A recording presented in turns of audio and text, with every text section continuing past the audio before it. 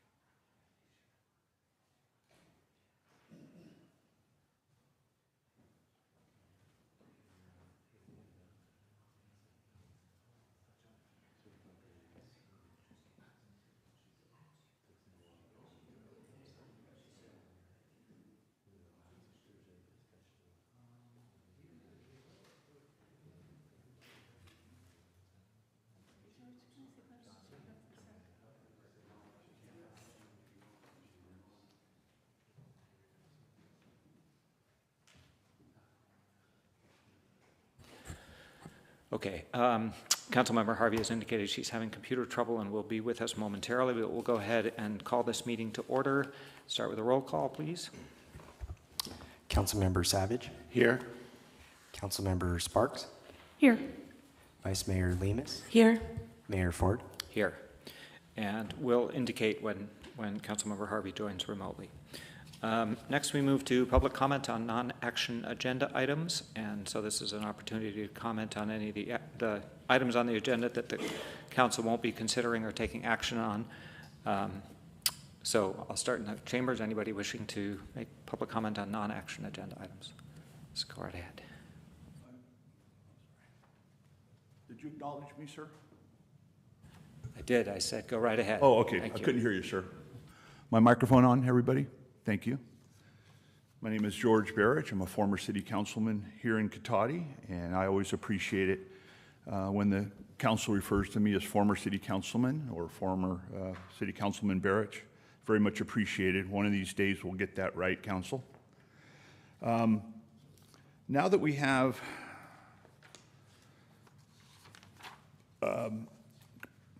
public comment on non-agenda items, I would like to speak about announcements. This has changed a few times, most recently after being unchanged for years. And there seems to be some disagreement still as to whether or not when the council brings up any issue that it is either an action item or a non-action item. And I'd like to remind you that the Brown Act is not it does not make such a distinction.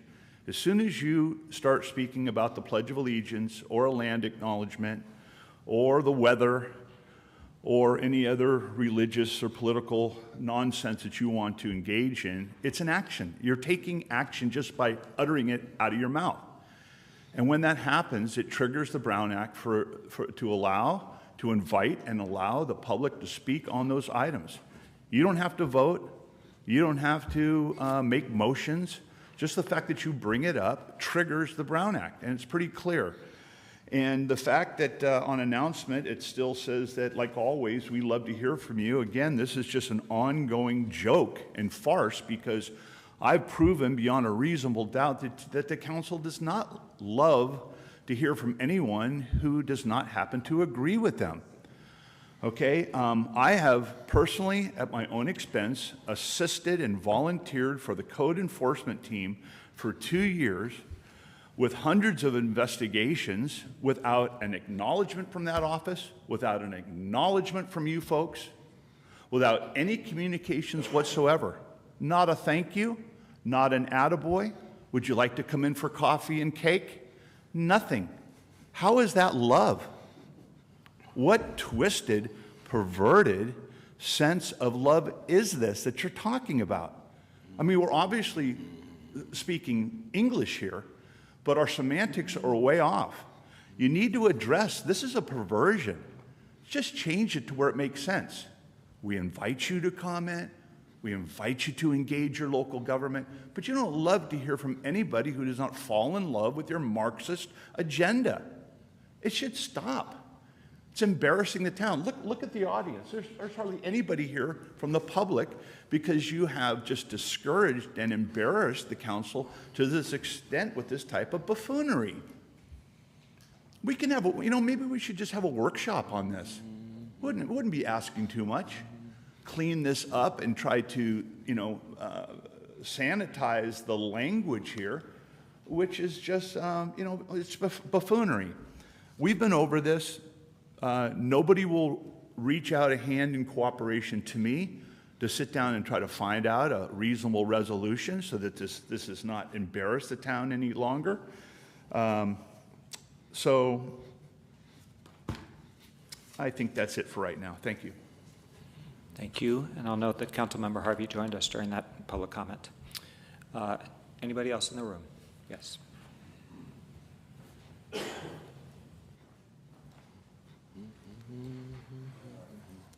Yes, former Councilman Barrett pretty much stole all my thunder. I just wanted to remind you, this is a non-action agenda item. I assume announcements you consider to be a non-action agenda item. Under 4A, about right down at the bottom, I think the last sentence. However, the Brown Act prohibits the City Council from taking action or considering any item that is not on the agenda. So when you do the land acknowledgement, as you have been at the last several meetings, or the Pledge of Allegiance that's not on the agenda, you're prohibited from doing that. I don't care that Mr. Bacher thinks that that's a ceremonial act or not. It's an action, it's a consideration, you're doing it, and I know we're going to be talking about the resolution under the consent calendar stuff, and I'll have some comments there, but at least I think you're going in the right direction. I have a little more faith in you than Mr. Barrett does. Or former Councilman Barrett. And I'd just like to say that. Thank you. Thank you. Anybody else in the room? Okay, let's check with Zoom attendees. Thank you, Mayor Ford. Speaking to our Zoom attendees, if you would like to make a public comment, please use the raise hand icon.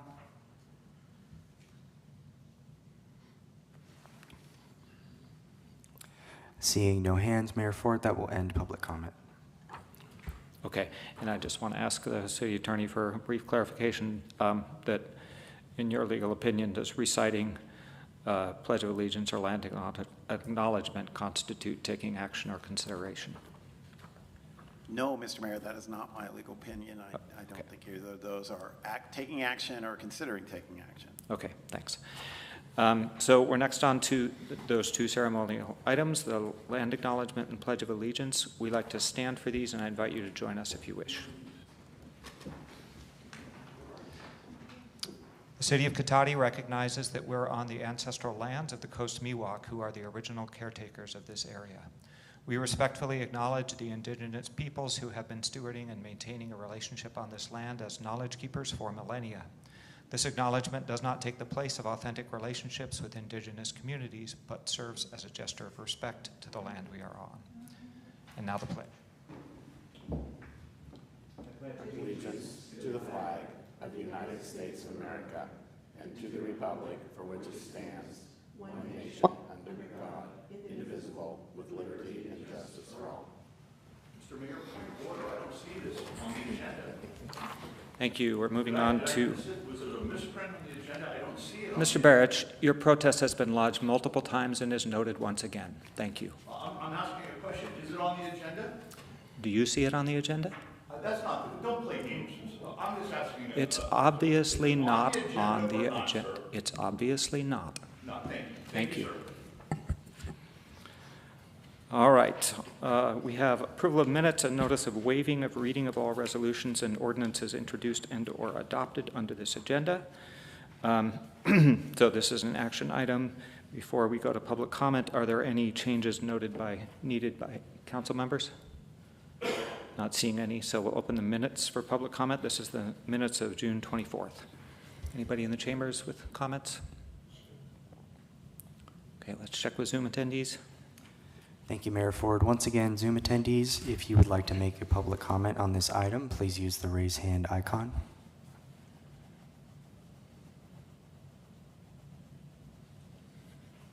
No hands on Zoom, Mayor Ford. That will end public comment. Thank you.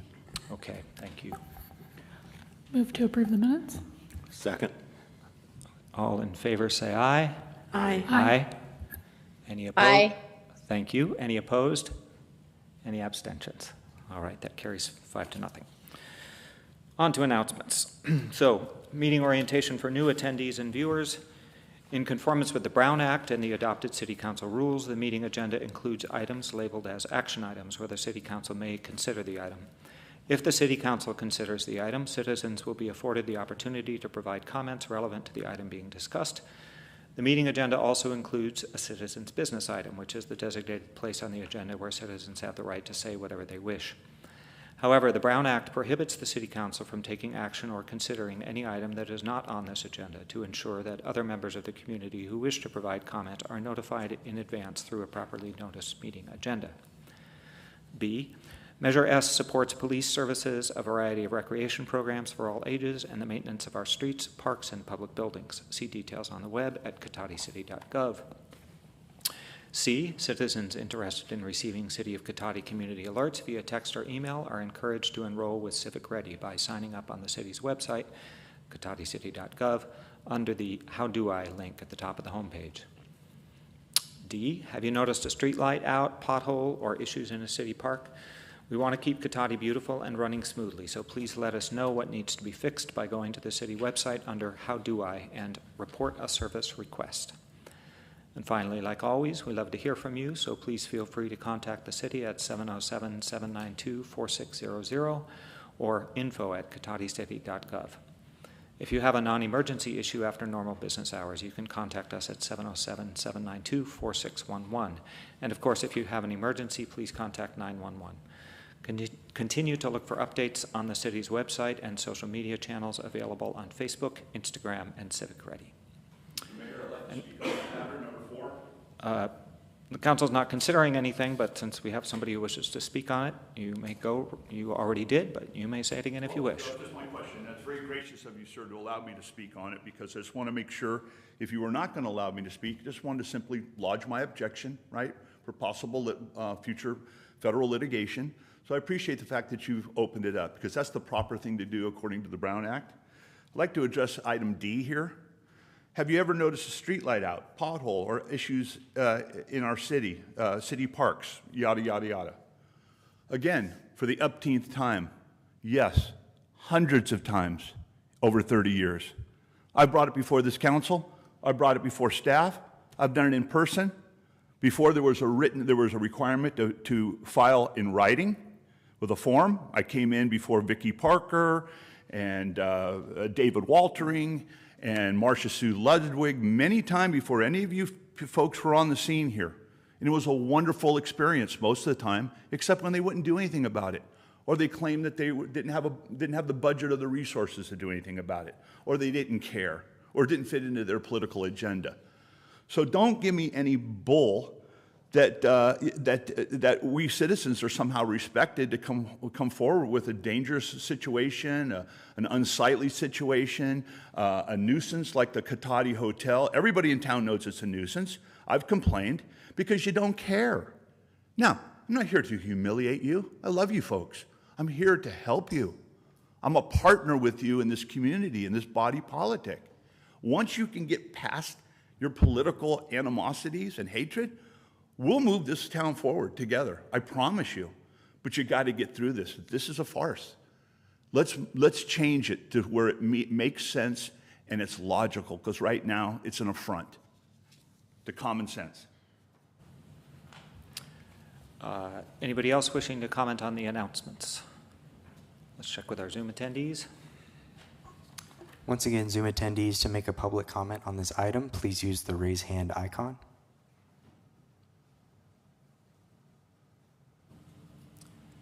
No further hands on Zoom, Mayor Ford. Okay, thanks. That'll close that public comment, and we'll move to agenda item 5, agenda review. Are there any proposed changes to the agenda? No proposed changes, Mayor. Okay, so that moves us right on to citizen business and public comment for consent calendar items. This is agenda item 6. Any member of the public wishing to speak to the council on any items listed on the consent calendar or any matters not listed on the agenda that are within the subject matter jurisdiction of the council may do so at this time.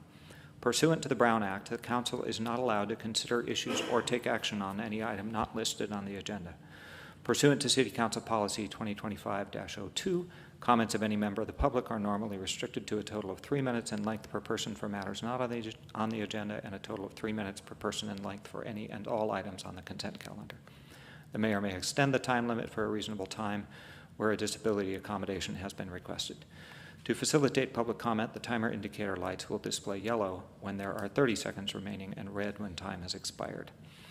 And I do have a speaker card for this item. I discovered in this process of the agenda item revisiting the City Council rules that I'm actually supposed to take speaker cards at the end to give them the last word. So I will ask first for hands and then invite Ms. Alderman to give her comment. So is there anybody, let's start with Zoom. Anybody on Zoom for citizen business or consent calendar? Thank you, Mayor Ford. Zoom attendees, please use the raise hand icon to make a public comment for citizens business or the consent calendar.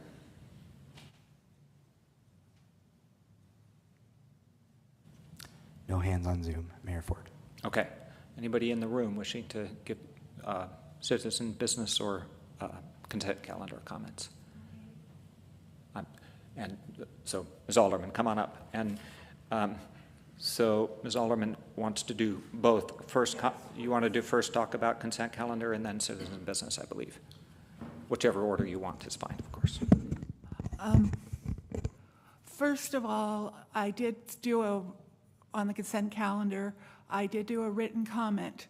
On the city council rules, Damien here decided without direction to say that we cannot even speak from the audience. That's how many civil rights free speech lawsuits do you want if you're going to put in language like that with no direction from the council to do so?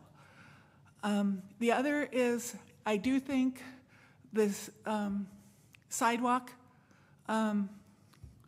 project should be, that you should pay Zara Construction. It's not their fault, but that is a complete mess of a job. You ruined the intersection. The cutaway goes straight into where the street stop sign is, and it doesn't even go across the street.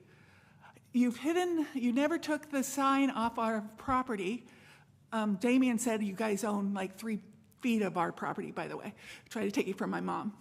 And never moved it, so nobody can see the stop sign now with the new configuration. So we have nobody stopping.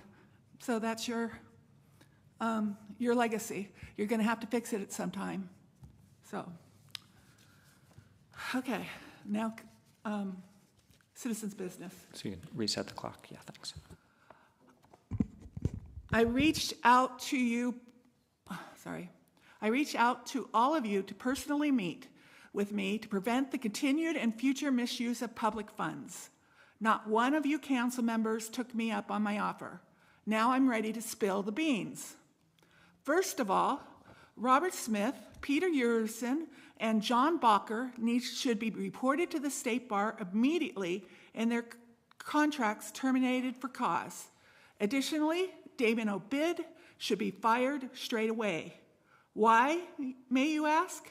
This has to do with what happened in 2008 and 2019, and all relates to the obsessions of Robert Smith and a California Supreme Court case City of Oroville versus Superior Court, and the City Council's 99% unanimous vote record to that date. In 2019, Damien Obid and the old council needed to shut me up about the 99% unanimous vote record for a decade of the council. Robert Smith was fixated on taking down George Barrick at the same time. Robert Smith, who was city prosecutor for the city of Sonoma, wanted to expand his code enforcement program, one that assumes guilt unless you pay. In the meantime, John Bacher and Peter Uerson were working together on the City of Oroville case on reverse indemnification in the California Supreme Court. This ruling in 2009 has saved insurance pools nationwide, such as CIRA, mega amounts of money. So in the spring and summer of 2009, suddenly John Bacher appeared as an attorney. Noah House appeared from the city of St. Helena after Smith offered him a financial in on expanding the code enforcement program to other cities and counties if it was successful in Cotati. The rest is a long history of corruption by our public servants that were supposed to have the Cotati citizens' interest first in their heart. I have prepared this document for you all to see, council members, city staff, and most of all, the citizens of Cotati who have been harmed. It may be too late at this juncture for this city to recover. And Kevin, can you pass these out to the staff?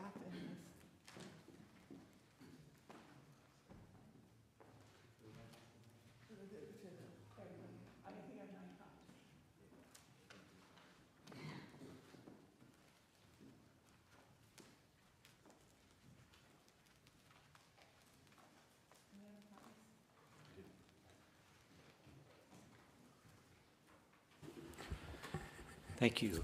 So that'll end citizen business and public comment for consent calendar items. We will take the document given to us under advisement and read it when we have a chance. Are you done? Yes, I asked for all people in the room. I made it clear that I was taking the speaker cards last. No, I understand that, but I thought you were just asking for the next Oh, person to speak. So I'd still like to speak to this item if I can. She rose her hand. Right. Citizens' business, public comment on consent calendar. All right, I will keep it open despite you're not. Misunderstanding. There was no misunderstanding, but you're welcome to come on up. I will reopen public comment. I thought you were asking just for the next person to speak. Anyway, I'd like to speak to the consent calendar item number C, which is the change in the rules. On the subject of rules of decorum, you've added a section to your general agenda and to your council guidelines prohibiting, quote, members of the public, end quote, from disrupting, quote, the orderly proceeding of the meeting, end quote. This is totally unnecessary, as the Brown Act already gives you the ability to eject those who are actually disrupting a meeting. Standing up and insisting you follow government code is not a disruption. It is standing up for the public's right to force you to adhere to the law so that meetings flow appropriately and legally.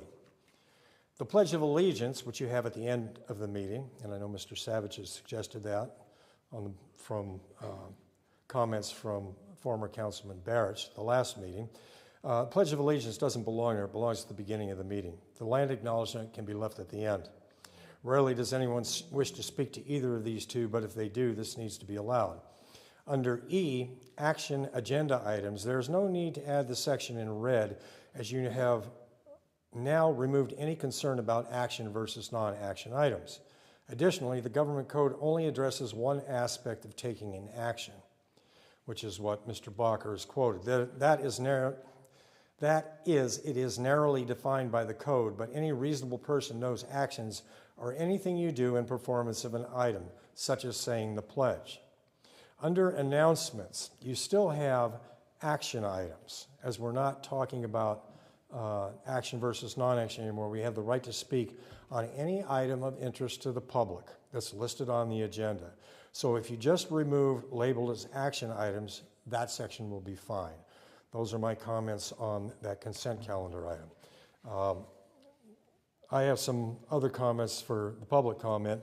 I received an email on Friday, or that was issued on Friday, June 17th, from Damian Obid to John Bacher with a carbon copy to Robert Smith. Quote, nuisance emails like these and the associated PRAs are a daily occurrence and a collective ongoing waste of time. Not to mention the conspiracies and unlawful behavior diatribes at the city council meetings and appeals to the FPPC and other state bodies to intervene. It's a full court press on their end to derail, delay things, and another reason to strongly encourage the AHO, the Administrative Hearing Officer, to wrap this code case up as soon as possible, end quote. I will address Mr. Bacher's response later. This is visual proof from a supposed public servant to denigrate those legislators far superior to him in both intellect and purpose who wish to provide the public a means to assure accountability in government employment. Is it too much to ask of a city manager who made $288,000 plus in just salary in 2023 to be above board and honest? The California Public Records Act was put in place in 1968, so Damian has had plenty of time to familiarize himself with it. From Wikipedia, a site known to be favorite of leftists, quote, the law is similar to the Freedom of Information Act, except that, quote, the people have a right to access information concerning the conduct of the people's business, end quote, and it's enshrined in the Article 1 of the California Constitution, which you all took an oath of office to defend. The purpose, when the legislature enacted the CPRA, expressly declared that access to information concerning the conduct of people's business is a fundamental and necessary right of every person in this state. And I've highlighted this one section. Implicit in a democratic process is the notion that the government should be accountable for its actions. In order to verify accountability, individuals must have access to government files. Such access permits checks against the arbitrary exercise of official power and secrecy in this political process. Mr. Obid must either recognize that one of the main responsibilities of the local government is to be responsive to the public. I guess I shouldn't have either in there. Anyway, viewing public records requests as a nuisance and a waste of time is not surprising coming from a man who is attempting to hide the collusion and corruption within his regime.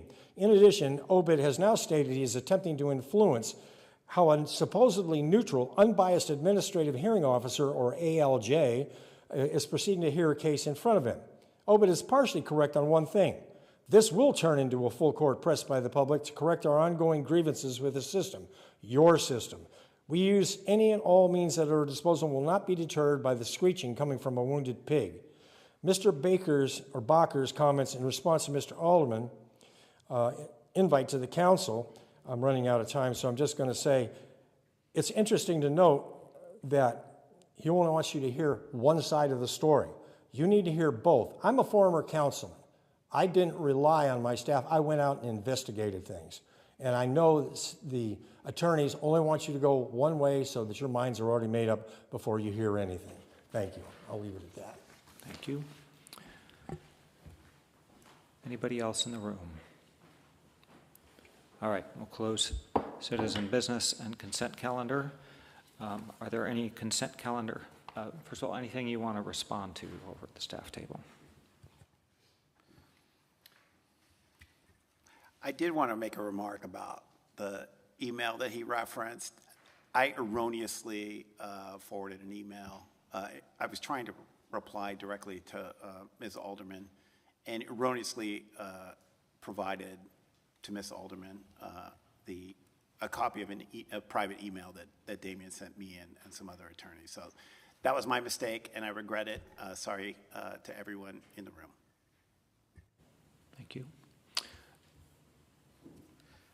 So before, I was just going to say on a totally different subject, before we vote on the consent calendar, I wanted to note that for the Sunflower Park project, there was a bid protest received, some additional materials that came out today, recommending rejection of the bid protest. So is that included in the consent calendar motion? We don't need to pull it to consider and reject. You don't need to pull it, no. We don't need to pull it. Are there any consent calendar items that council members wish to pull? Okay, go ahead. I had a point of order also. Yes, go ahead. Just wanted to double check. It used to be we had to take roll call votes when there was someone on Zoom. Is that still the case, or are we okay to do voice votes? I actually think the way we put this on the agenda, it's not required, but I think it would be sensible to do a roll call vote for the consent calendar and all other items. Okay, yeah, thanks for that. And then I do want to pull item A. Item A? Okay. So we'll pull item A and put that at the end of the regular agenda. And I had a couple of questions or comments on E and G. So So E is. is it something you want to discuss? Yeah, I'm not sure. Or a really quick The adoption clarification of the question? citywide salary schedule. The question I had was about bilingual pay side letter for CEA for the employees. Is there anything coming up for that? Or, I know in the past we discussed about bilingual pay for some of the employees So that are doing. we're not discussing contracts tonight. This is not Yeah, about contracts. Yeah, I'll just say that the CEA is next, end of the fiscal year is when, And, is when that MOU expires, end of this current fiscal year. So this time next year is when the MOU Okay. expires. And then the other question I had, it was about the Katati Aquarium Festival and the way that we're doing the application process. I don't know if that's something, maybe I can talk to the manager separately about that later. Okay. I mean, you could pull it and we could put it on the regular agenda if you'd like to have a discussion about it at council. Okay. Or if you'd like to take it up with the city manager separately, we can leave it on consent. It's up to you. Maybe, yeah, we can maybe pull it off and that way we can talk about that. Okay, thank you. Okay, so that'll go to the, after item A. So we're pulling items A and G and putting them as items D and E on the regular agenda. And then for, right, so we're going to split the vote. So A and G are off the consent calendar. Sorry, I got to keep notes so I remember. And which item? F. And F, we have to vote on separately. So would anybody care to make a motion to approve items B, C, D, E, H, and I? So moved. Second? Okay, and we'll do a roll call vote for those items. Councilmember Savage, Yes. Councilmember Sparks, Yes. Councilmember Harvey, Yes. Vice Mayor Lemus, Yes. Mayor Ford. Yes. And then separately, because this is a consent calendar item, Councilmember Savage doesn't have to leave the room, but he can't participate in the vote on item F. Is there a motion to approve item F? So moved. Second? Okay. Another roll call vote, please. Councilmember Sparks, Yes. Councilmember Harvey, Yes. Vice Mayor Lemus, Yes. Mayor Ford. Yes. Okay, thank you.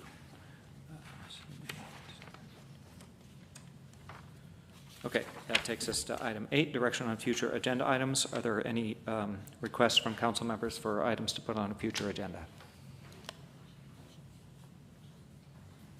Not seeing any. We'll go on to agenda item 9. We have one public hearing, which is a resolution to approve the engineer's report, confirm the assessment diagram and annual assessment amounts, and levying and collection of the annual assessments for the Katati Landscaping and Lighting Assessment District for fiscal year 2025-26. We'll start with a staff report. I need to step out as I live in one of the districts, so I Thank have to you. So recuse Councilmember myself. Savage is recusing himself from this item. We'll come get you when you can come back.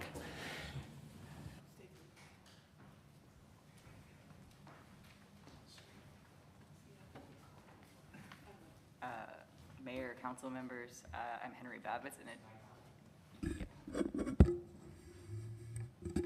Babbitts, an engineering technician with Public Works. This is this year's Landscape and Lighting Assessment District.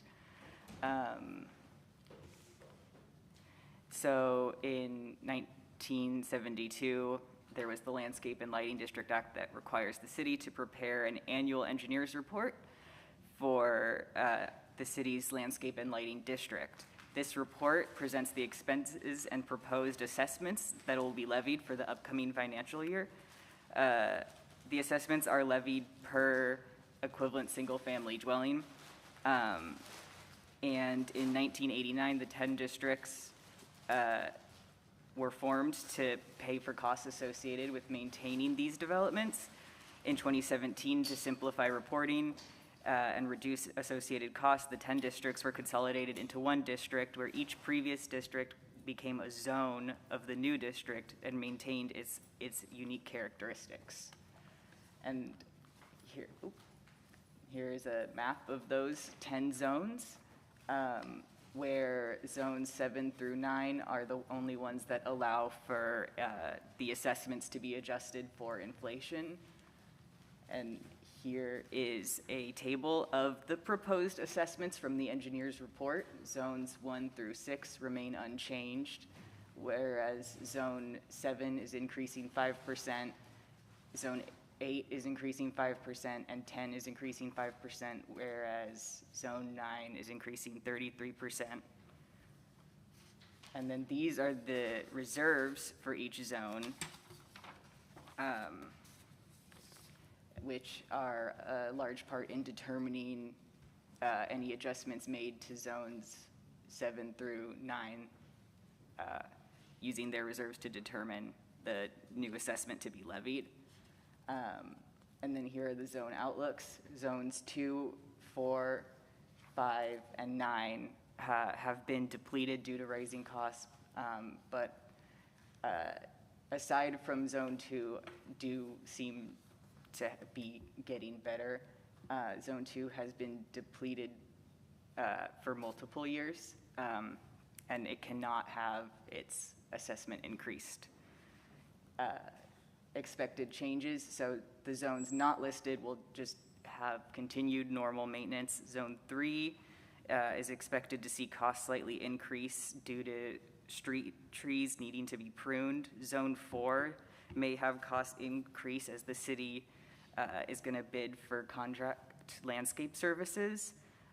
Zone 6 is expected to have cost decrease because there was increased crops previously due to 2 dead oak trees being removed. Zone 9 is also expected to have cost decrease as it had above normal watering, and it had to have a lot of trees trimmed back, but this current year the city's public works staff is going to take over the irrigation schedule so that the watering returns to normal, and all zones are expected to have the administration costs lower. So it is recommended to adopt the resolution approving the annual engineer's report confirming the assessments. Questions from council members? And you'll have to tell me if Councilmember Harvey has a question. Okay, there she is. I had just one. What happened at the Santero Way District that we sort of let the assessment lag, so it's got a big jump this year? Sure. Santero Way had a reserve balance, and we've been drawing it down over the last at least 6 or 7 years. And during that time, we've tried to make a soft landing by steadily, gradually increasing rates. And this was the year it was supposed to balance out. And we had high utility costs because of the overwatering, which was it was unfortunate, it was something kind of frustrating because this was supposed to be when the reserves would bottom out and start to replenish. So, but it's been 6 or 7 years in the making to try to get this zone in balance. Okay. Thanks. Okay, we'll open this up. We'll open the public hearing and invite public comment on this landscaping and lighting assessment district item. Anybody in the chambers? Not seeing anybody. Let's check with Zoom. Thank you, Mayor Ford. Once again, Zoom attendees, please use the raise hand icon to make a public comment on this item.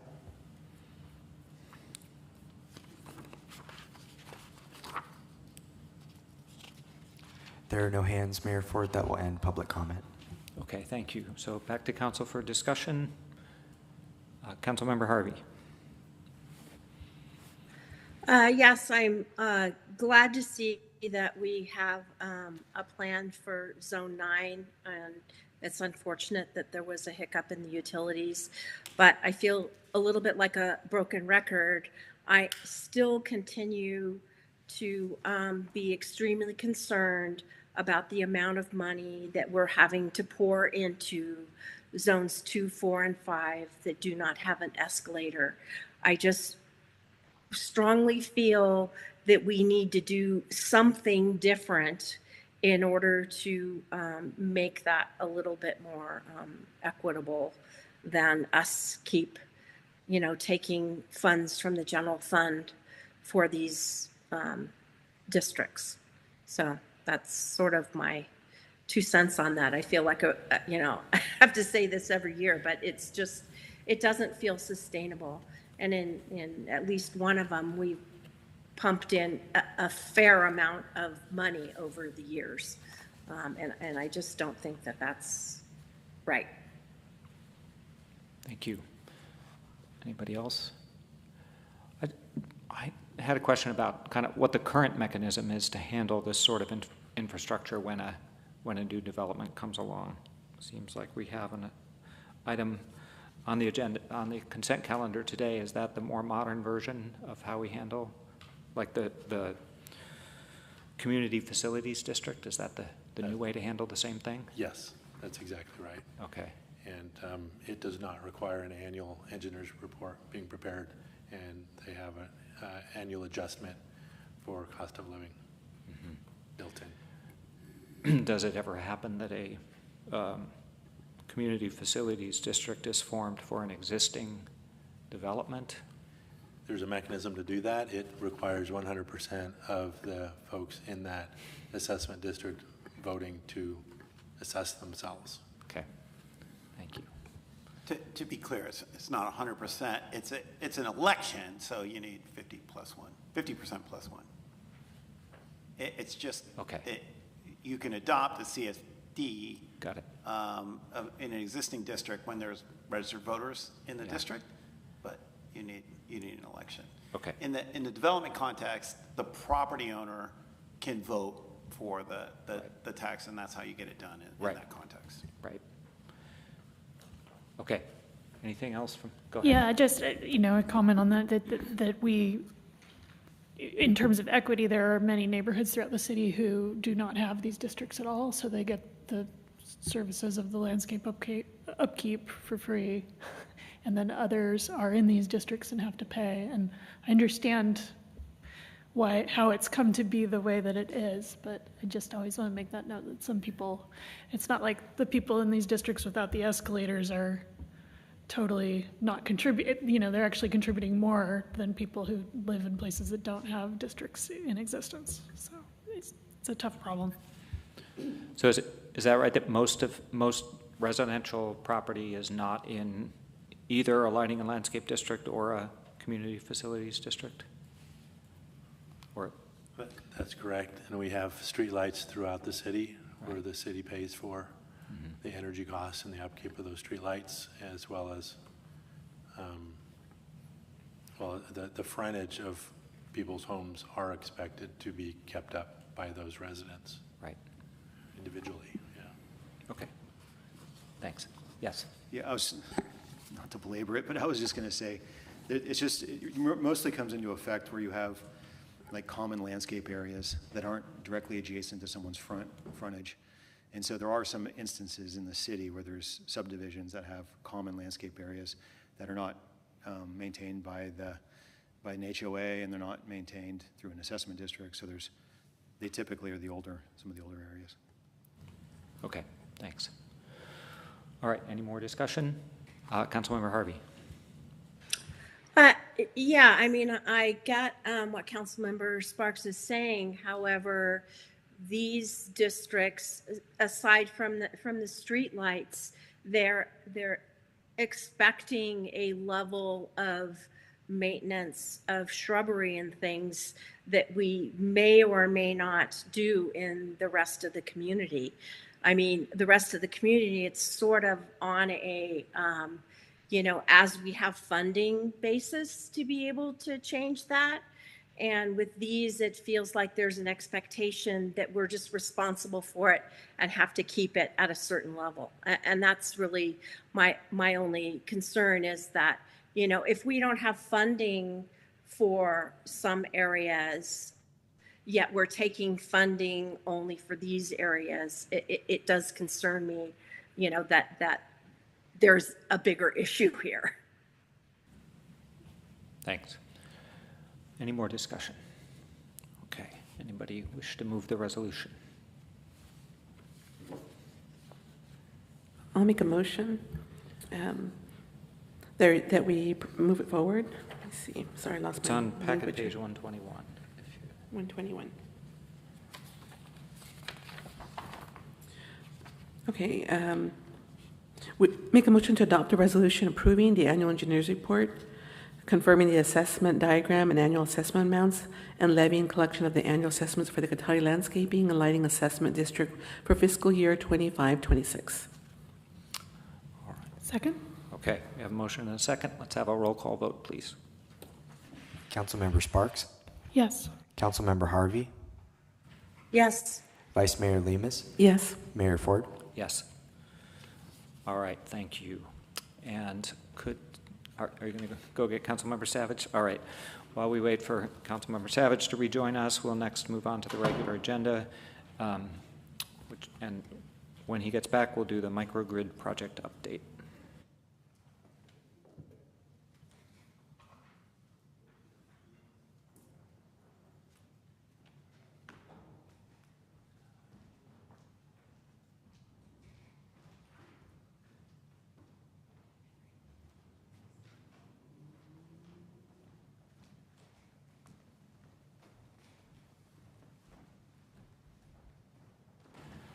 All right, welcome back.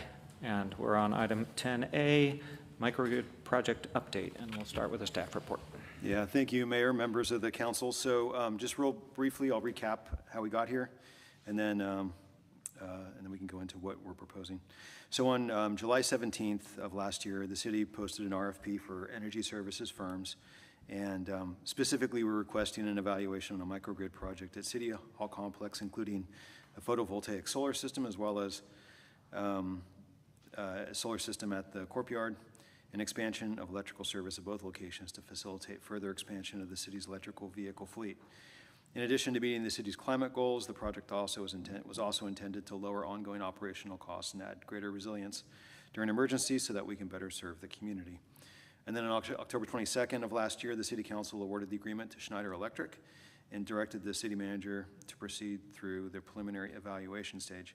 And so we have Elliot Feldman here with us tonight with Schneider Electric, and he's going to run through the preliminary evaluation and some of the proposed project, and then I'll wrap it up after his presentation. Great. Director Scott, can you hand him the remote? Oh, looks like Kevin's got it. Okay, I'll point it that way. Yeah.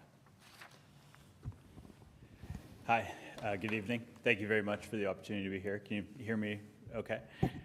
Great. Well, I'm really excited to be presenting, as City Manager Obid said, the kind of preliminary evaluation of what we're calling the Sustainable Infrastructure and Resilience Program.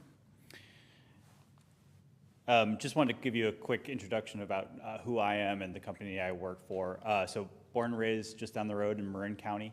I've been working in this industry for about 15 years, working through all types of California public agencies. Recently moved up to Oregon, and my mom wanted to say thank you for the opportunity to do a project a little bit closer to home, so I told her I would say that. But Schneider Electric is a global leader in energy management. I specifically work in the design build energy services group, and so like you can see here, we work with school districts, public agencies, special service districts all throughout California, some of the largest, but also some of the smaller and medium sized as well. We're really proud that we've been ranked #1 in our industry for the last 3-4 years running, and we were just voted the most sustainable company in the world. So really excited about the things that we're doing with Schneider and for the opportunity to potentially work together. So where we're at right now in our program is we are in the design and engineering stage. Again, sort of still at the conceptual level, but I think you'll see we've invested a lot of our time to really get to the core of how we can help and what would be best for the city. But what we offer is a full turnkey solution, meaning that in addition to the design and engineering, we help with funding. We've already applied for some grants that we can talk about. We would offer a full turnkey construction service, and part of our program also involves the guarantee of energy savings, marketing so that you could tell your community and stakeholders about the efforts that you're doing, Again, that's sort of all to come. We're on the early stages of it, but we're excited because we think we have a potentially really great program to partner with together. So our first step in this preliminary evaluation is to make sure we're aligned on what the goals are. And again, I think City Manager Obid has done a great job of reconnecting that with your city's goals. But the things that we heard were, first and foremost, a backup power solution here at the City Hall complex. Being a North Bay native, I understand the risk from wildfire. I know all about the PSPS events and how PG&E has shut down power, and I understand that your community really uses this as a central gathering spot. So having a backup power solution was, the critical first priority. From there, the city should definitely be applauded for your efforts in EVs. You're well ahead of many other cities, aligning with your sustainability and climate goals. But what we heard is we want to do more. We want to find grants. We want to find incentives to further expand our fleet. But we also need the infrastructure to go with that, both private on the fleet side and then public charging. Sustainability, everything that you can do to continue to be green and advance all of the city efforts was a goal, as well as funding. You didn't want to lose out on any available incentives, whether they're changing at the federal level or they're expiring at the state level. Any and all funding to help a program like this or help the city with their goals was the top priority. So that's essentially the blueprint that we took and then moved into finding solutions from there. Before I get to the solutions, just a quick overview of your city's utility cost. PG&E for gas and electric being the majority of them, spending roughly $140,000 a year, and then you have some fleet charges related to your maintenance and your gas. The thing that we are really starting to call out with almost all of our Northern California clients is, and this is no surprise to you being on PG&E at your own homes, but utility rates are escalating a significant amount. Over the last 4 years, they've gone up like crazy. And unfortunately, we analyze this stuff in quite a bit of detail, are not seeing a trend back to normal. We think we're living in a higher inflation rate when it comes to utility costs. So we're escalating that 7% per year is how much your utilities are going to be going up. And that's a far cry from, when I first started looking at about 3% per year. So we're in this elevated environment for utility costs, making programs like this even more critical to control your costs. In terms of the solutions, what we did is we looked at, comprehensively throughout the city, everything that we might be able to do that fits in with your program goals and some of the sustainability projects we've done before. So you can see this matrix is organized by what we call our energy conservation measures. It's then organized by your different sites. And from there, we have sort of the benefits or the attributes associated with each, as well as how it relates to those original priorities and goals. And this, again, is kind of our second step, but we love it because it gives a 30,000-foot view of all the potential things that you could do. But again, what we've learned is if they don't align with the mission and the vision of the city, if they don't really highlight the goals that you're going after, it's not the right fit. So we have in the far right column indicated in blue what we're recommending to move forward with. In red, there are some benefits, but at the end of the day, some of these just aren't the right fit for us. And a good example of that is you had some HVAC replacements that could be done. We do those projects all the time. But honestly, the scope was relatively small, and we think that's maybe better suited for someone in your local community to come in and do. So that's sort of how we've organized the solutions, and again, connected them back into the goals, tried to make it very clear. And from here, I'll provide more detail on each of the recommended options. So starting with LED lighting, we call this the low-hanging fruit. And what we saw throughout the city, and this is completely normal, is just not everything has been changed out to LED yet. LED lighting is one of the best bang for your bucks. We think it's a relatively low-cost solution that dramatically lowers your electricity needed and comes with great rebates and incentives from PG&E. So quick payback, and it's also really paramount for designing solar, which we're going to see here on the next step, or I'm sorry, we'll see in a second, because we essentially get your baseline lowered and then put in solar to reduce it from there. Pausing to talk about EV charging. Again, we want to expand what you have to better serve the fleet for the city, as well as adding some publicly accessible fast charging and level 2 charging. So again, this is just going to allow you to do more. There is cost savings on the fleet side. There's revenue potential on the public-facing side. And as you'll see quite a bit down the road, there's some significant grants and incentives out there. On each of these detailed pages, you will see a price on the bottom. And what I just want to say, caution you all, this is a extremely conservative price. We are only at the 30% mark of our conceptual effort, of our design, I should say. And again, we're looking at these prices standalone. So there's obviously a lot of cost synergies if we are getting our electrical contractors to do multiple things at once. And so just, take it with a grain of salt, our price estimates. It was really to help us directionally organize the program. Can I just clarify? Yeah. You said publicly accessible fast charging, but that's not on here, is it? Yeah, I'm sorry, I misspoke. Okay. For City Hall, it's just the level 2. Okay. Yeah, good point. But on the fleet side, we do have some fast charging. Yeah, thank you for that correction. In terms of solar, so we looked at essentially adding solar to City Hall, the police station, and Public Works. I think you're all familiar with solar PV, but again, this would be a great way to have a clean, sustainable source of energy, locally produced on-site, as well as great cost savings. Solar has 2 other benefits. It is sort of at the core, an integral part of the microgrid, which is the highest priority and what we're going to talk about more, and also comes right now with really great federal incentives. If anyone has solar at their home, they may have benefited from the investment tax credit, which was an offset. Recent laws have changed and are unfortunately kind of changing again, but right now that tax credit can be taken as a direct payment for a public agency that's a non-tax exempt entity. So really great incentives to pair with the solar. Related to the microgrid, and just to give a quick kind of explanation of what a microgrid is a combination of power generation, backup storage or generators, and then all the electrical infrastructure to essentially island facilities in the event of a power outage.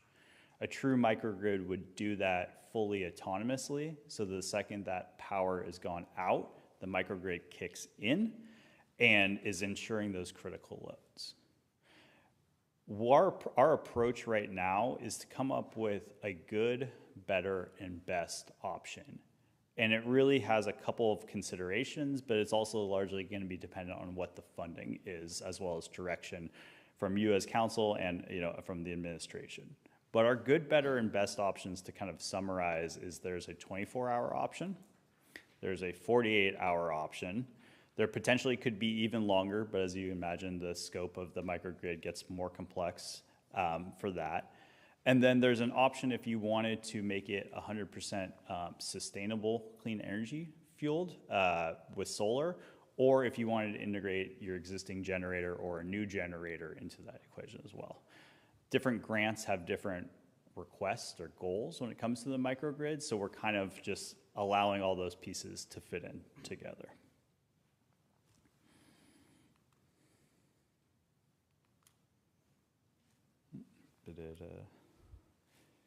Sorry. Okay, thank you. So this is an overview of kind of what the microgrid would look like here. Again, we'd utilize rooftop solar. We have your existing generator interconnected into this. There's a microgrid controller, which is essentially the brains of the system. And again, this is modular, scalable, and again, really comes back with the availability of funding and the direction that you see fit in terms of what your goals are. If you're saying, one day is best, then we could do that. If you're looking for more, we have options.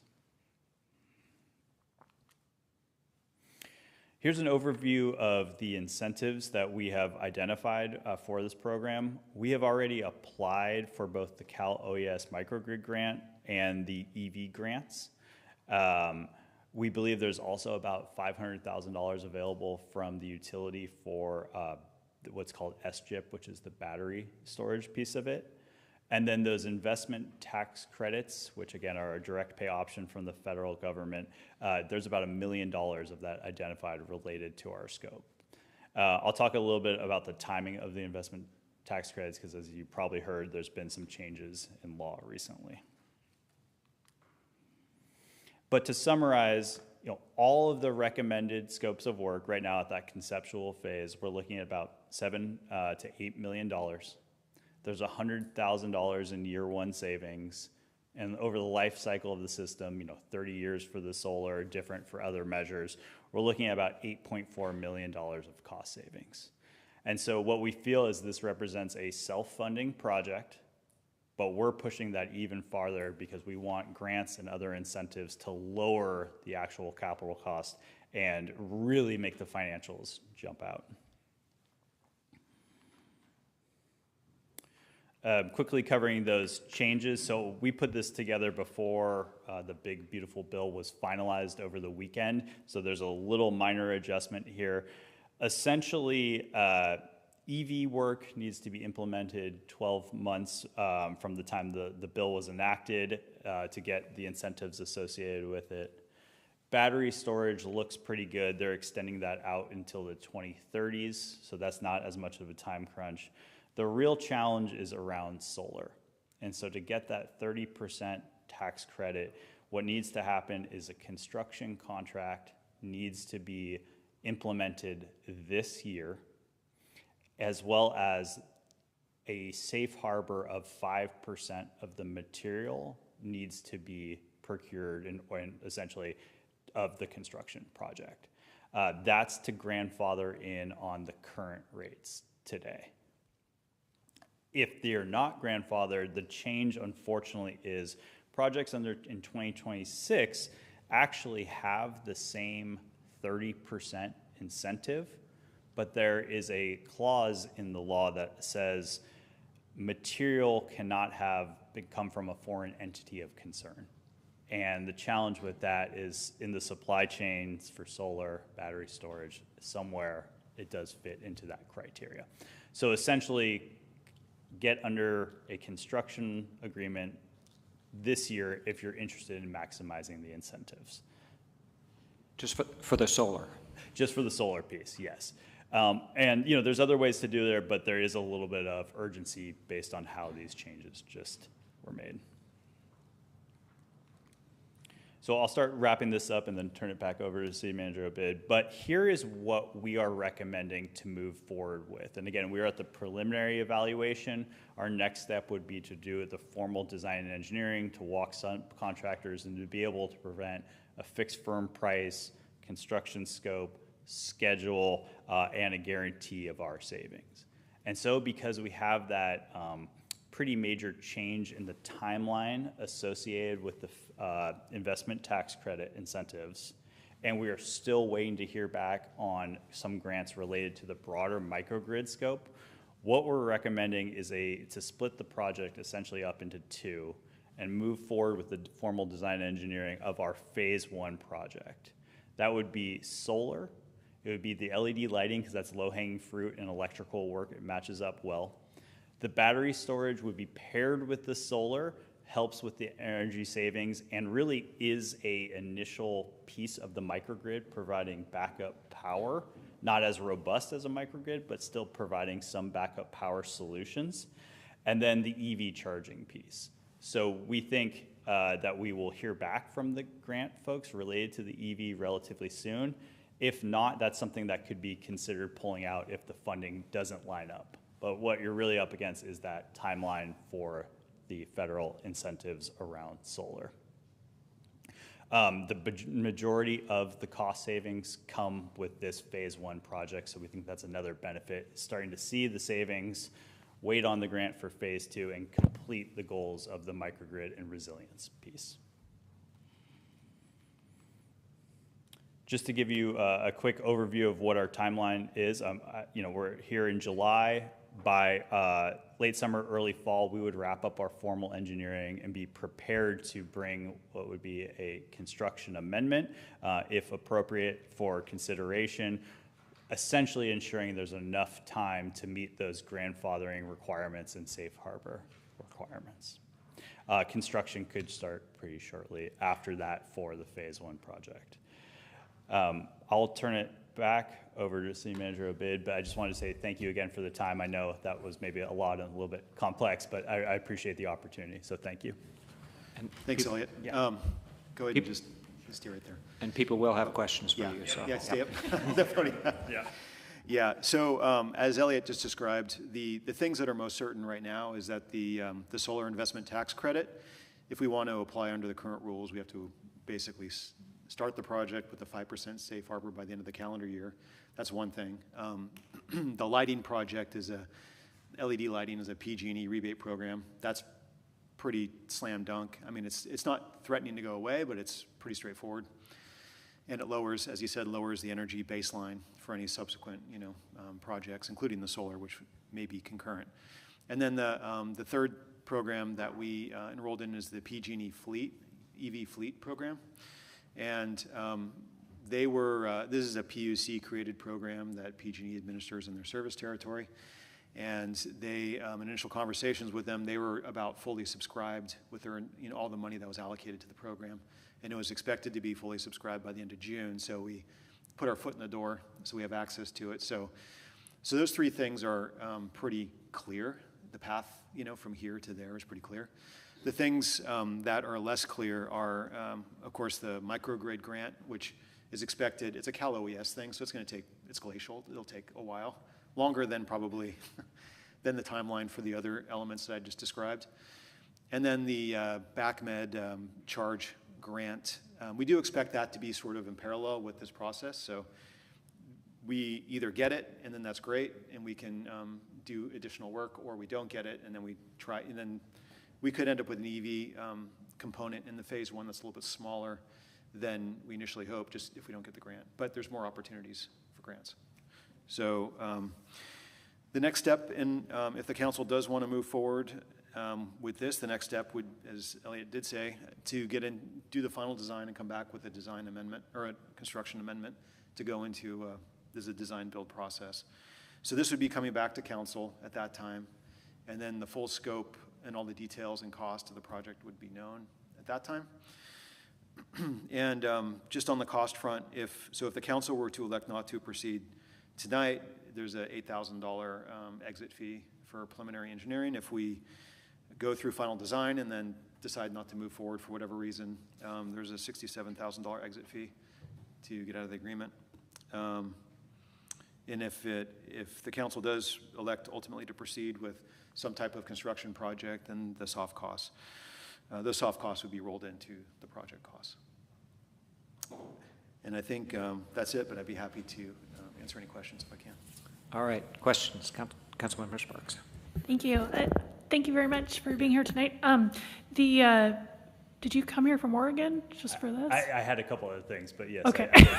Well, thank you. Yeah, no, you're welcome. Yeah. I had a question about Phase 1 versus Phase 2. It looks like just about everything that was in blue on the chart is in Phase 1. So what is Phase 2 or future phases? It's a good point. So let me try to answer that two ways. As City Manager Obid just said, maybe some of the EV scope could potentially fall into Phase 2, just depending on that timeline. So it's maybe not all of the EV, but a portion.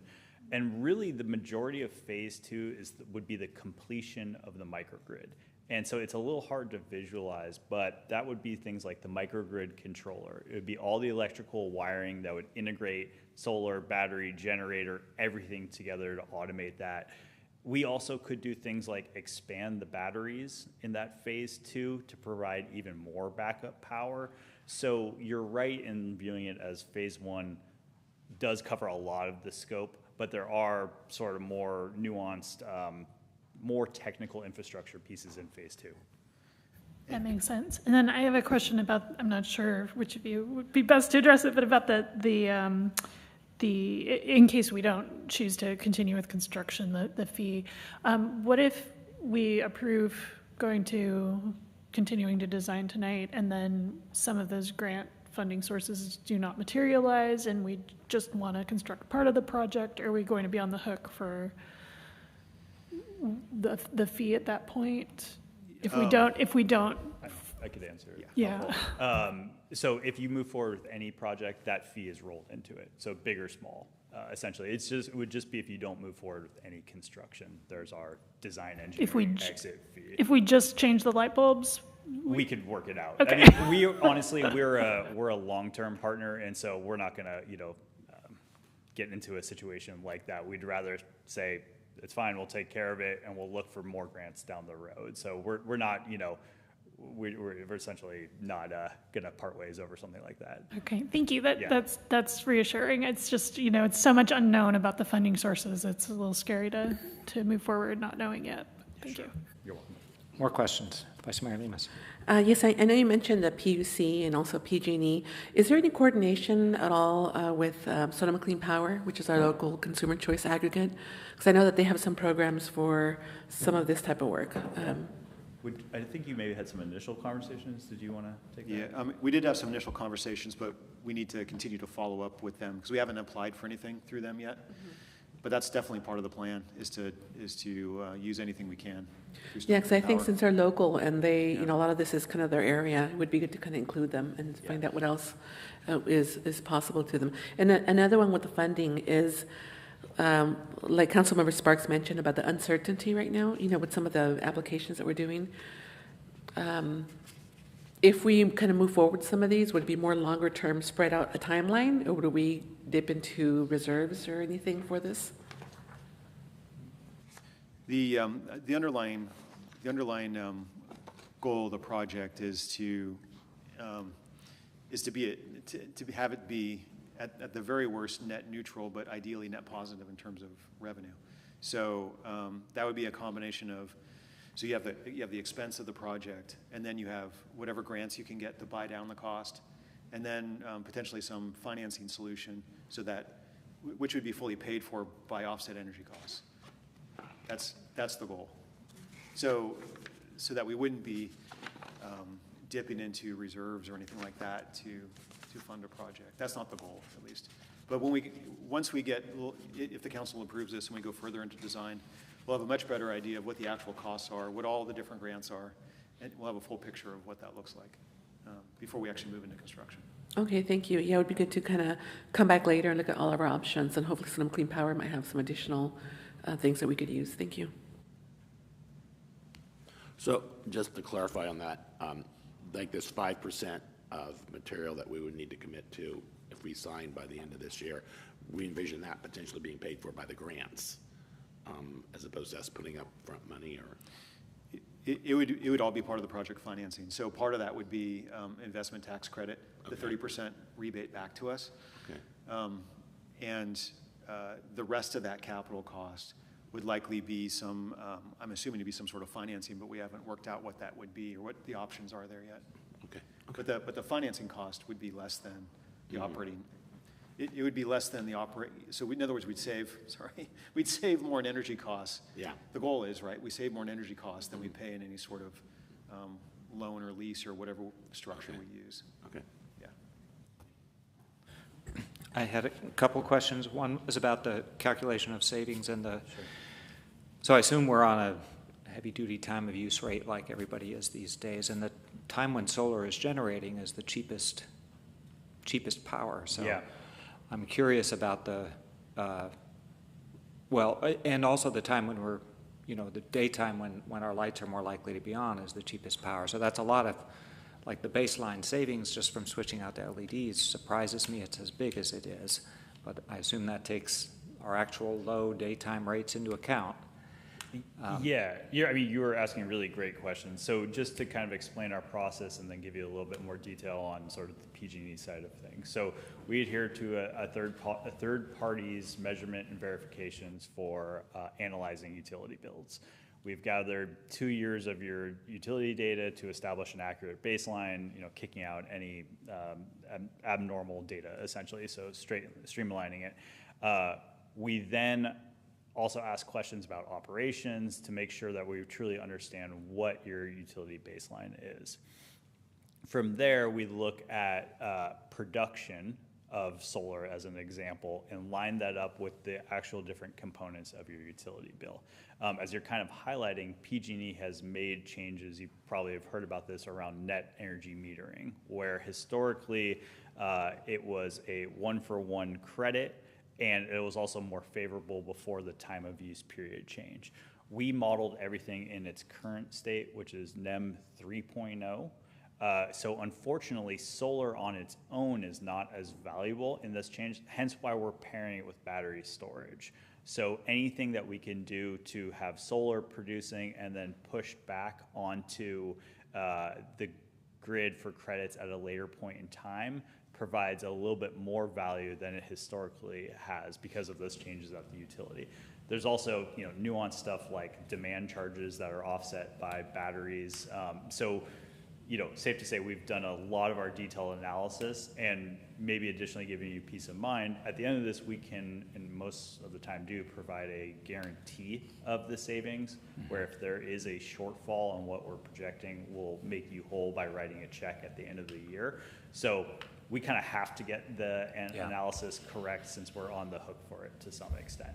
Great, thanks, that's helpful. So that difference between $40,000 first year savings for solar alone and only $5,000 for the battery was my question. It sounded like you were proposing the battery therefore just for backup and not at all for shifting output to higher rate times, which would be a much, sort of in terms of our climate goals, that would be a much better goal. Like putting solar on the grid at noon is not useful for climate purposes right now. Yeah, and so we actually have the ability to even model the battery, because at the end of the day, a battery is an algorithm that says when to take energy and when to push it back. So what I go back to my team and says, look at this in a little bit more detail. I know you got the demand savings piece of this accurate, but what if we try to do kind of what we call time of use arbitrage and produce solar in the middle of the day?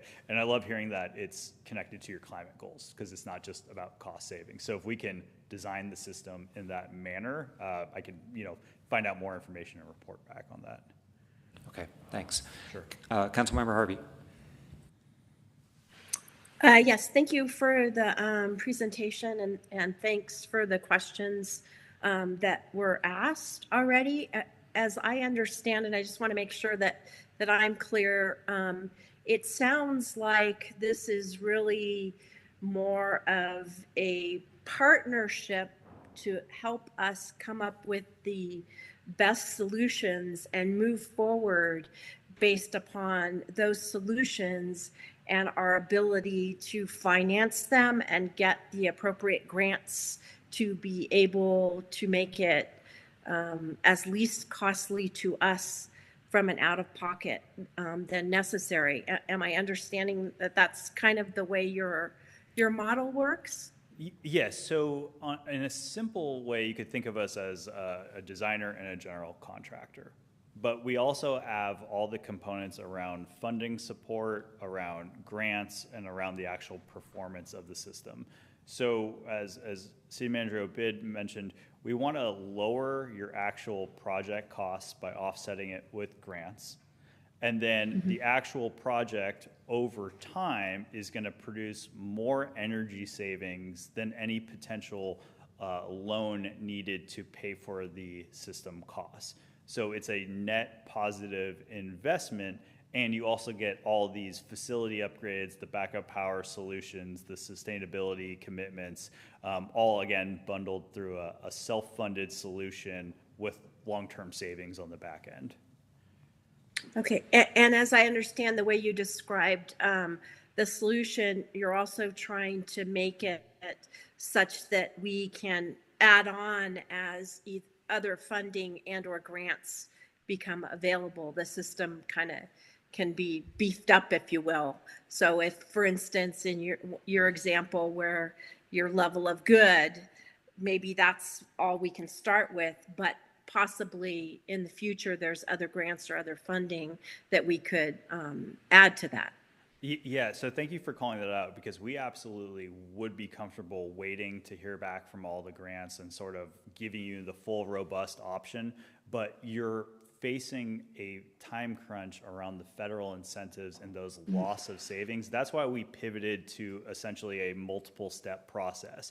But the design of the systems are exactly that. They can be added on or beefed up, to use your words, and made more robust as additional funding comes through. So we really wanted to make sure we were still hitting your goals with this phase one, but think we can do a lot more as more funding becomes available. Yeah, it sounds like a little bit of balancing between what's available now, not losing what is available now, but won't be available in the future, and kind of right sizing that balancing as best we can with the information we have. Yeah, I think that's a great way of putting it. And I've got some smart engineers on my team who have helped solve that puzzle. So. Okay, great. Well, thank you, and thank you for the presentation. Yeah, you're welcome. Thank you. Councilmember Sparks. Thanks. Sorry, I thought of one more question. Since we're going to be relying on so much future savings in order to make this financially worthwhile, will the whole system be insured in some ironclad way? So if City Hall burns down, it's going to be built back to the way that it was. You know what I mean? Because we're making this investment that has to keep working for decades in order to pay off. So I'm just curious how the insurance side of that will work. Yeah, I mean, on the insurance side, whenever we have large capital assets that we add to any of our buildings, we'll add it to our policy. So it should be, I mean, if the facility were to completely get destroyed for some reason, it should all be, I mean, the goal is that it's all bundled into that total cost to the building plus whatever capital improvements. I thought of one additional question as well. This is the expense of this design included in the budget we just approved? The expense of the 67,000 is that 67,000 anticipated in the 25-26 budget. It is right now the way it's shown is it's shown as a B project, the 67,000, as opposed, we did an AB, so it's shown as a B that we could turn on if there was funding available. I will say that just tonight with the Sunflower project, I can tell you that there is some funding. If it were to come to that, we're able to cover it. Well, yeah, and I'm not even talking about construction, just the, yeah, okay, thanks. All right, any further questions? All right, thank you. I'll open for public comment now. Thank you very much. All right, so we'll go to public comment on this item. We'll start in the chambers. Anybody wishing to make comment? Not seeing anybody, let's go to Zoom. Thank you, Mayor Ford. Once again, Zoom attendees, please use the raise hand icon to make a public comment. We do have a hand from Neil Hancock. Neil, you have the floor. Yes, good evening. Very interesting. Thank you. I have two questions. The first question is for implementing the microgrid, when there's a switchover, how fast is that switchover? Is it hot and seamless? That is, you don't see any difference, or is the grid completely disconnected and the system powered down and then repowered up from the microgrid? So that's the first question. The second question is, if you're considering a sophisticated system like this, there is also new analysis of the electrics going on for potential fire hazards, little micro sparks. There is a company, Whisker Labs, that has devised a method of monitoring for any potential fire hazards on the network, and my insurance company has supplied that to me free in terms of a Ting device that looks at what is going on in my house for any micro sparks. So two questions. One really is an advanced safety question for looking at a new environment. And the first question was about the switchover times. Thank you very much.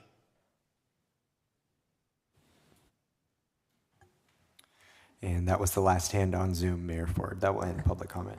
Okay, thank you. Thanks, Neil. Something else I have to worry about, microsparks, all right?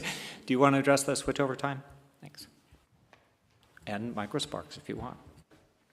Yeah, I can't comment too much on the microsparks, but definitely something sounds interesting and something we could look into. Instantaneous switchover in the event the grid goes down. That's what you get with a robust microgrid, the microgrid controller, and essentially it looks in real time at the loads currently happening and provides backup power. As those loads adjust, your different power sources can increase or decrease to meet those loads. All right, thank you. All right, back to council for questions. Discussion. If there is none, then somebody can make a motion to authorize the city manager to proceed. I make a motion that we authorize the city manager to proceed with the microgrid design. Second. All right, we'll do a roll call vote, please. Councilmember Savage? Yes. Councilmember Sparks? Yes. Councilmember Harvey? Yes. Vice Mayor Lemus? Yes. Mayor Ford? Yes. Thank you. Thanks for being here tonight. All right, we'll move on to item 10B. Excuse me. Consideration and direction to the city's Water Advisory Committee representative regarding the proposed water supply agreement between Marin Municipal Water District and Sonoma Water. Start with the staff report. Mayor, members of the council, Craig Scott, City Engineer, Public Works Director. The city is a contractor with Sonoma Water, and as part of the restructured agreement, we receive wholesale water from them, and along with Rohnert Park, Petaluma, Santa Rosa, City of Sonoma, and others. And as part of that agreement, we have representation with Water Advisory Committee and a Technical Advisory Committee, which meet several times monthly and then bi-monthly for the Water Advisory Committee. So Councilmember Sparks is the representative on the Water Advisory Committee, and this item is scheduled to be voted on at the August 4th meeting. So what's pushing this to a head is that although the water contractors, including Cantati, are in a restructured water agreement with the water agency that dates back to 2006 and it expires in 2040, there are other water districts, North Marin is one of them, and Marin Municipal, that are outside this area, and they receive water supply based on limiting conditions. The contractors get first rights to the water, and if under certain conditions, surplus water is available, and then North Marin and Marin Municipal. So this agreement is specifically between Sonoma Water and Marin Municipal Water District. That agreement, originally the first one was back in the 1970s, and it's been renewed and amended over time. The last one was in July of 2015, and so for a 10-year period, so July 1st, 2025, it was set to expire. It's been extended to the end of this year, to December. So August is not there is some time to have it come back to another WAC meeting. With us tonight, zooming in, is Paul Sellier, who is the Water Resource Director for Marin Municipal Water District. And I would like to hand it over to the presentation of Paul at this time to make the presentation. Welcome, and you can go ahead. Great, thank you. Good evening, Mayor Ford, council members and staff, and Director Scott. Thank you for the introduction. I'm Paul Sellier, the Water Resources Director with Marin Municipal Water District. Are you able to hear me okay? Yes. Just before I go on for 20 minutes and nobody hears what I'm saying. So thank you. And thank you for considering this item tonight. I'll be as brief as I can. There's a few slides that include some background, if we could advance the slide. And we'll go through the water supply agreement that we were just talking about, very, very quick history, and then what we see as the key terms, and then just dip into what Marin Municipal has been doing in terms of water resiliency and touch on the agreement process and schedule that we've been following. So briefly, Marin Municipal, I'm sure you're all aware, we have about 22,000 acres of watershed lands in Marin County, and we serve a few cities in that area, and about 190,000 people. We have 7 local reservoirs that provide the bulk of our water supply, but there's a very important 25% or so that's provided from the Russian River. In total, our customers consume around 22 to 23,000 acre feet of water per year.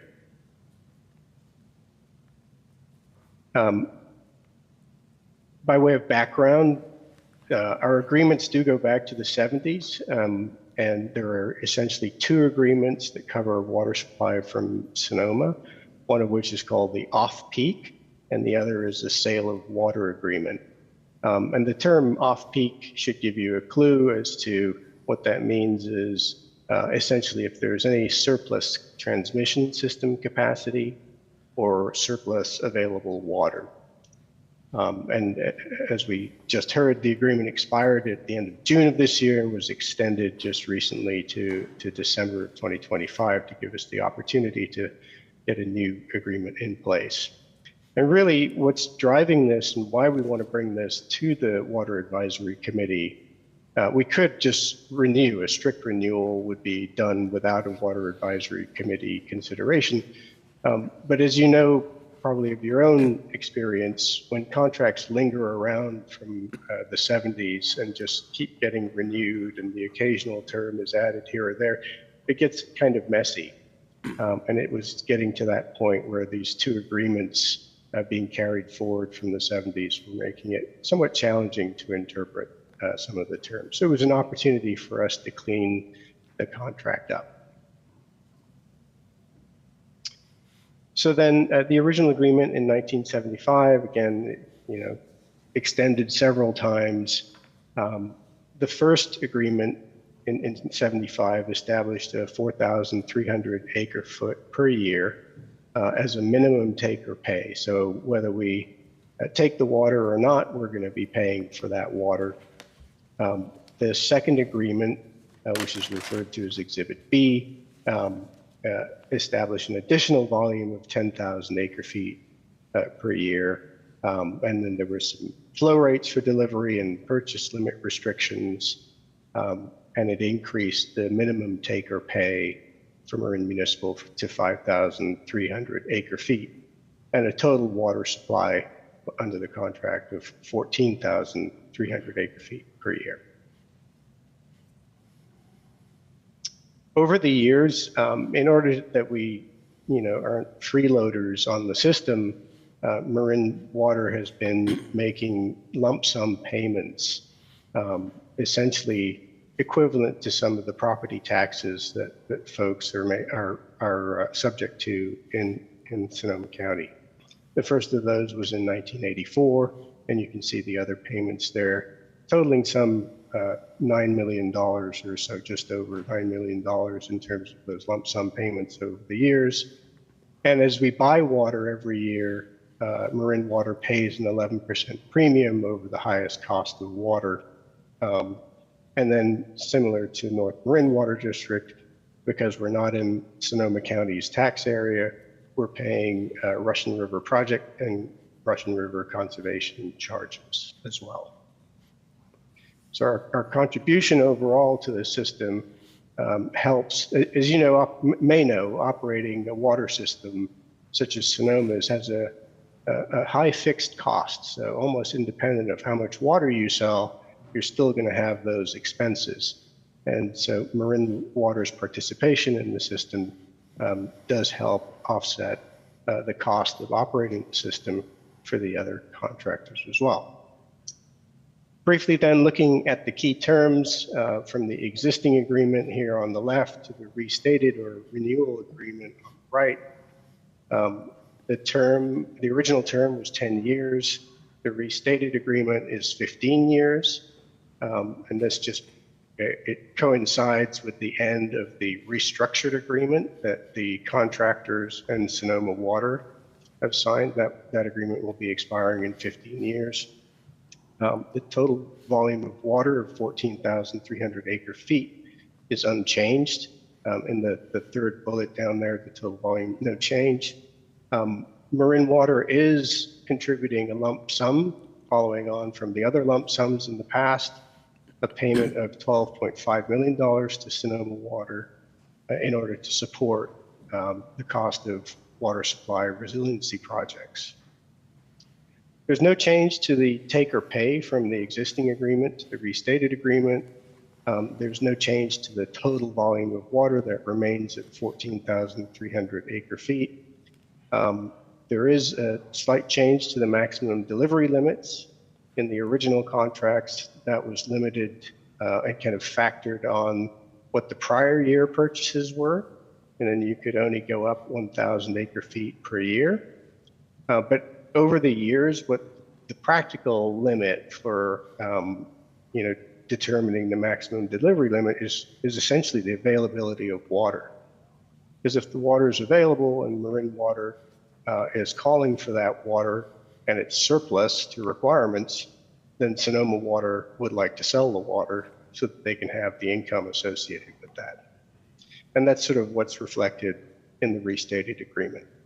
In terms of cost of water, there's no structural change to the cost. It's the same 11% premium, and all the different conservation and Russian River project charges apply.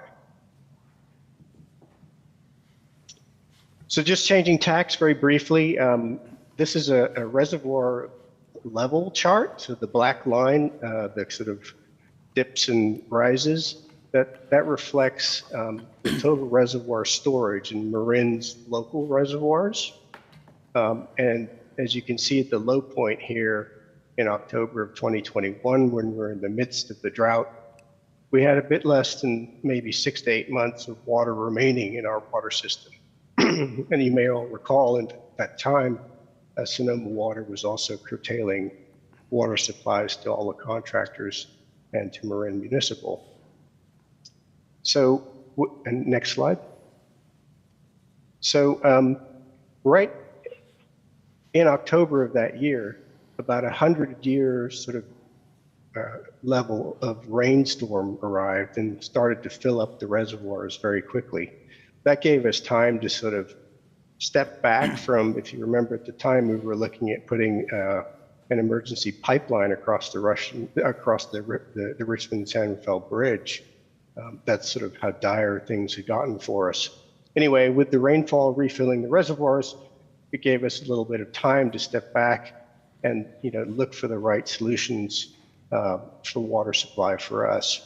And we really focused, as we always have, but really took a deep dive into water efficiency. We did a water supply assessment that resulted in a water supply roadmap. And then we had a few of those items from the roadmap that we developed and evaluated and produced some water supply alternatives for us. The inset chart here is just a sort of a demonstration of how effective our water efficiency measures have been. The blue line on the left sort of shows our demand, potable demand. And you can see where it sort of flatlines there in the 2022-21 years. And then compare that to the yellow line, which was our forecast, where we were looking at forecasting our demand. You can see we're quite a bit lower than that yellow line. But as we all know, after a drought or in a drought, customers are very motivated to save water.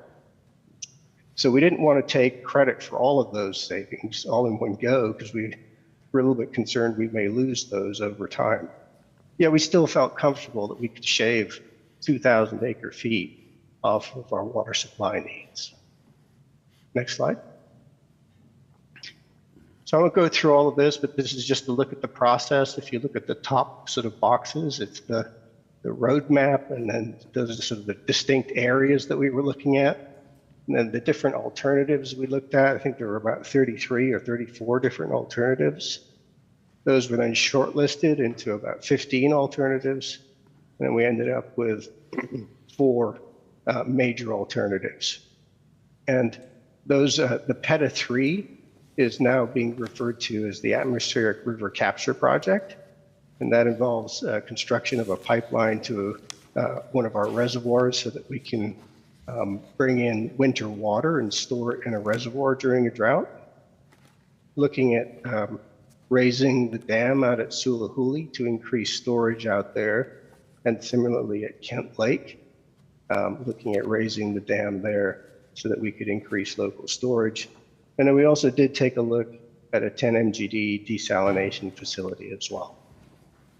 Of those, the sort of winter water project, yeah, the next slide's fine. Of those final alternatives, the winter water project, which is sort of shown here in that purple pipeline, which goes essentially from, the blue line represents the transmission system south, and then below Castagna, a booster pump station, it's known as the North Marin Aqueduct. And so we would be coming off of the North Marin Aqueduct roughly at about the San Marin Drive exit, if you're familiar with that, and then going through Novato and out to Nicasio Reservoir. It's quite a long pipeline, about 13 miles.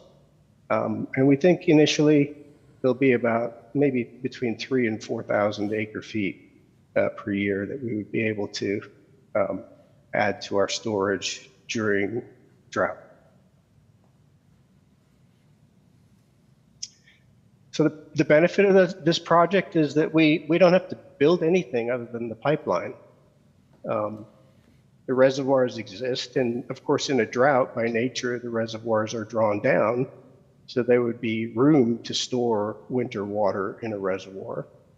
It's going to bring just generally more water into the system, which would allow an opportunity for others, even the city of Cotati, were you interested, in potentially banking water in a Marin reservoir and then taking it directly from the pipeline by utilizing Marin's allocation of water. So is there enough water in the river to support this kind of project? So this is a real eye chart for us, but if you focus on the blue box at the bottom left, the minimum total flow across this is about a 22-year period of flows in the Russian River that are above the minimum in-stream flows, and after all Sonoma water uses have already been taken out. So this is the flow that's gone out to the ocean. The driest year was 2020 in this chart, and the minimum flow there, the flow that went out to the ocean there, was over 83,000 acre feet of water. Just by extension, I think Sonoma Water sells to all of us, all of the contractors in Marin Municipal, about 42,000 acre feet of water per year. So the average flow going out is over 1 million acre feet per year. And then the max there is over 3 million. So winter water is available to meet contractor needs. And there's no additional water rights that Sonoma Water would need to get in order to utilize this winter water. The schedule that we've been sort of on, we had a draft agreement in April and early May that was then reviewed by TAC leadership and then the TAC members. This is the advisory committee, the technical advisory committee to the water advisory committee, reviewed the agreement through the period of May and June. And then early June, the TAC voted to recommend approval of the renewal. And we're working our way through all the different TAC members' process as we are here tonight, considering seeking your support for this, this renewal of the agreement. So that will take place, and then on August 4th, we're currently scheduled to go to the WAC to seek approval for the agreement. Next slide. So as you know, and Director Scott talked about the Water Advisory Council, our restated agreement is subject to approval by the Water Advisory Council. And per the restructured agreement, each contractor has a representative on the Water Advisory Council. So we're requesting and seeking your support for the approval of the agreement. I know this may be slightly in slight conflict with what the staff recommendation is tonight, which is a conditional approval. I would be respectfully requesting a discussion and potential consideration for your support for the approval of the agreement as written. And that, I think, concludes the presentation this evening. Thank you. Director Scott, do you have any additional parts of the report? I'd like somebody to address the provision that's in the staff report. Yeah, I can. I'll just touch on that real quick. So a little context would be helpful. So way back in the day, probably around the year 2000, when the restructured agreement was being renegotiated and finally got approved in 2006, it was a different world at that time. There was the contractors, and so Cotati is a signatory to the restructured agreement. They're a contractor. I think, as was discussed, Marin Water or Marin Municipal Water District is not a contractor. They have this supplemental water supply agreement with the water agency. And anyway, back in 2006, our collective general plans and our water supply assessments all pointed to large increases in water demand that was going to be needed. And as a result, there was a lot of projects that were baked into the restructured agreement, and with the assumption that so right now our water rights, the water agency's water rights are about 75,000 acre feet per year. They were assumed to go up to 101,000 acre feet per year. And in addition to those additional water rights, there was a bunch of projects. The one most applicable to the conversation tonight was something that was later referred to as the South Transmission System project, which was going to be a parallel aqueduct that essentially went from there's something called the Cotati intertie that comes from the Russian River facilities down to the Cotati tanks, come cross country, and right around Stony Point Road, the plan was to tie in an aqueduct and create a parallel aqueduct to the Petaluma Aqueduct that would go down through Petaluma and end up in Castaigne ultimately.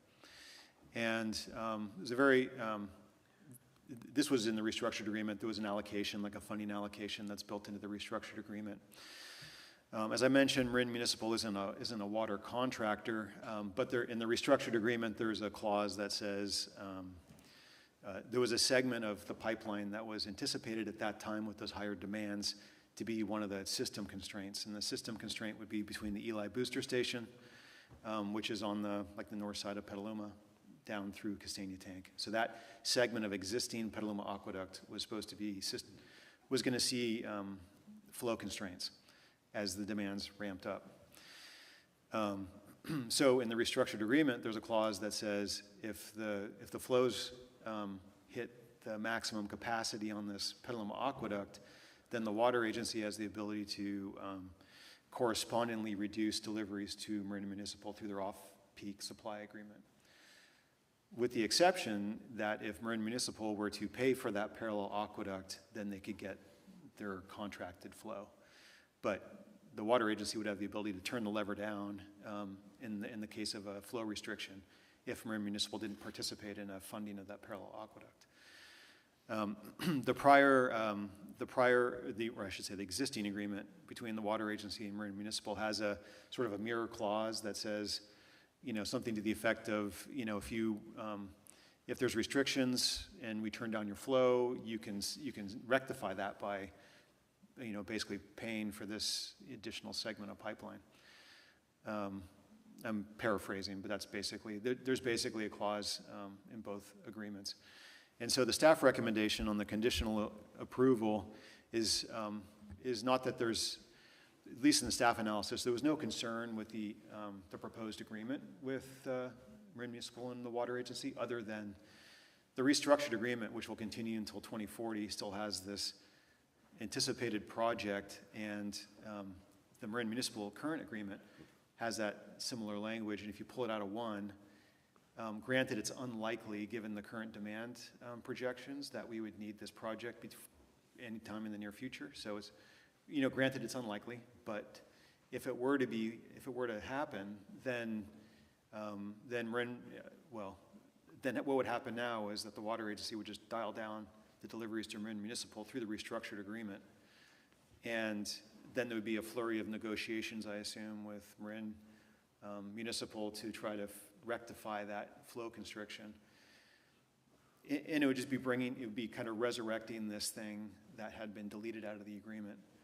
And so the recommendation is it would just be, at least from staff perspective, it would be cleaner just to keep the mirror provisions in there on both sides of those agreements until they're just taken out entirely. Because if it does happen between now and 2040 that they need to build some parallel aqueduct facilities, it's just going to, I think it could be more awkward for everyone to then try to reinsert that language or reinsert that conversation into Marin Municipal's agreement. So that's the reason for the conditional recommendation. And like I said, granted, the likelihood of needing to build a parallel aqueduct based on the current demands is low. So we grant that, but it just from our perspective would be cleaner to keep the two sides of that agreement in place until we all collectively agree it's not needed anymore. Okay. I think Paul would like to respond, and then we'll come back for council questions. Very briefly, thank you, Mayor Ford. And thank you for it's a very complicated thing to explain in a succinct way, and I thought you did a really nice job of doing it. I just wanted to add, not rebut in any way, that both agreements, I think the restructured agreement and the old Marin agreement with Sonoma Water, did not obligate either Marin or Sonoma Water in any way. And so there were no financial implications other than Marin would be reduced in terms of the water supply available to Marin were there to be a capacity constraint in terms of transmission system capacity or indeed water availability. Thank you. Okay, thanks. All right, council questions now. Councilmember Harvey. I just have one clarifying question. I'm sure it's just the way the presentation came up, but on slide 4, on the cost of water, it says no change, but when you had the slides up, on the new one, it lost the firm water agreement, and on our slide copies that was there, and I just wanted to make sure that it's still there, that there's no change. And that was on the key terms. Oh, it's 4 on mine, so whatever it is on yours. The slide that says key terms, existing and restated.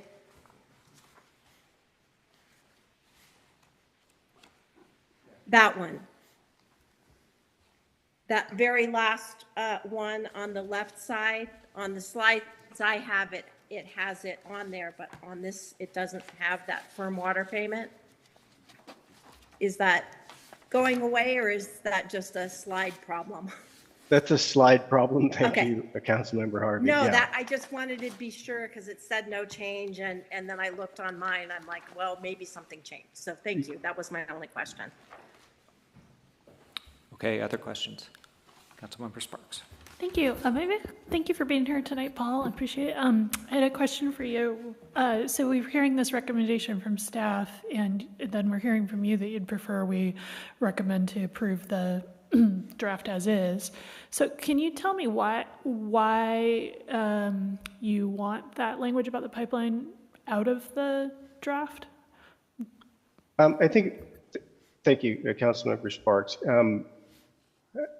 I think if, hearkening back to the remarks that were made, that these agreements were written up at a very different time when capacity we were looking at needing to add water rights to Sonoma's existing water rights, and the capacity of the system to carry water was really, people were worried that it was going to be exceeded. And we're really not in that situation today at all. And it didn't seem relevant in the window that we're talking about of the next 15 years. It doesn't seem likely that we're going to be maxing out the capacity of the system. And given that the clauses that we're talking about really don't obligate either side, it just provides an opportunity if certain events were to occur.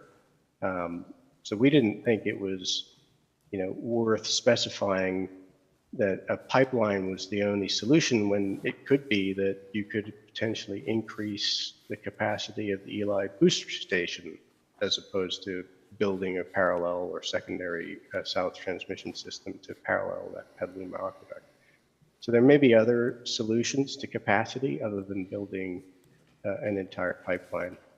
And then I would note that, the TAC did look at the agreement early on, and as part of our process, we've already been through at least 2 other TAC member processes in terms of hearings for folks to provide direction to their water advisory committee members, and those were done with the agreement as written.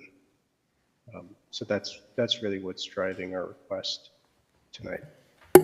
Okay, thank you. I had two more questions. One was, could somebody explain, I'm not sure who's best to answer this, but how was the $12.5 million lump sum figure arrived at?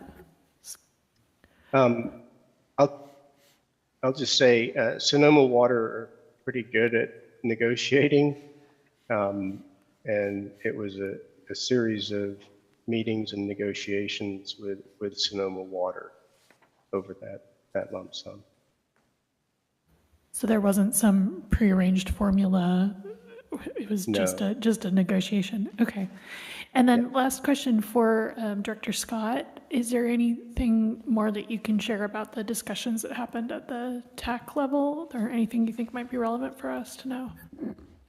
Just that Sonoma Water has been involved in this discussion with the city of Cotati taking this position, and Don Seymour from Sonoma Water made some points of that the language was not binding in the agreement, and his other point was that it's predicated on Marin Municipal requesting that pipeline be constructed, and then Marin Municipal would then fund it. And Mr. Seymour's point was that in the absence of this language, that if this situation were to occur, however unlikely it is, they could amend the contract to account for the scenario. So you're saying that Don is okay with that language not being in the... Yes, I think he was one of the negotiators on the Sonoma Water side of this process, and that was his perspective. I think the perspective is, if you were to need it, just put the language back in or negotiate something at that time. But I don't know. I'm always skeptical about... Whose perspective? I'm sorry, I'm getting... This is Don Seymour. Don Seymour's perspective is it's okay to just put the language in later if we need it, but you and... I'm paraphrasing for him, but... Okay. But basically, it was unlikely, I think everyone agrees it's unlikely that that we'd need to build a parallel pipeline, but if that eventuality were to occur before 2040, that would just be a negotiation at that time as to what that is. I think that was hopefully a fair characterization of his perspective. I think it's important too is that it is a binding vote. Like if the WAC does not give an approving vote to this, that supply agreement as written does not move forward. And I know the city is of Rohnert Park, and Petaluma are going to be watching this and being updated on what transpires during our meeting. And if they're compelled to vote in a similar way, that would be 3 votes out of the 9 conditionally approving the agreement, which could be significant. One last thing I'll just add is the restructured, so the South Transmission System pipeline, if it were to be needed, is a hugely expensive project and attached to the Petaluma Aqueduct customers. So we're not, as I think you guys know, we're not physically attached to the Petaluma Aqueduct, but we pay those capital charges as well as those operational charges. And if demand were to trigger, the perspective that drove the recommendation is even though granted it's unlikely, if demand were to somehow trigger this project, it would be a really big cost that all of our customers would have to bear, and we'd want to make sure that everyone that was originally on board with this plan of parallel aqueducting would still be on board and not be released early, basically, before we've all collectively decided to go or not go on this approach for expanding water capacity. And one of the things that that Paul mentioned was this conjunctive use project that they want to do with Nicasio, which I think is a cool project. It's a great idea to be able to use water more intelligently, use off-peak water, use sort of virtually transfer water between members, so you don't have to physically move the water. I think that's, it's an intelligent way to be looking at water, and I know that's the direction in general we're heading. But at this point in time, we're still in this old agreement that says if this thing gets triggered, you're all going to be paying a ton of money. It's a bit of a sidebar, but when we did our rate study, this didn't even really come up as a conversation, when we talk about water rates. But if the South Transmission System were to build, our rates would increase dramatically, like way more than anything we're talking about, because it's a very, very expensive project.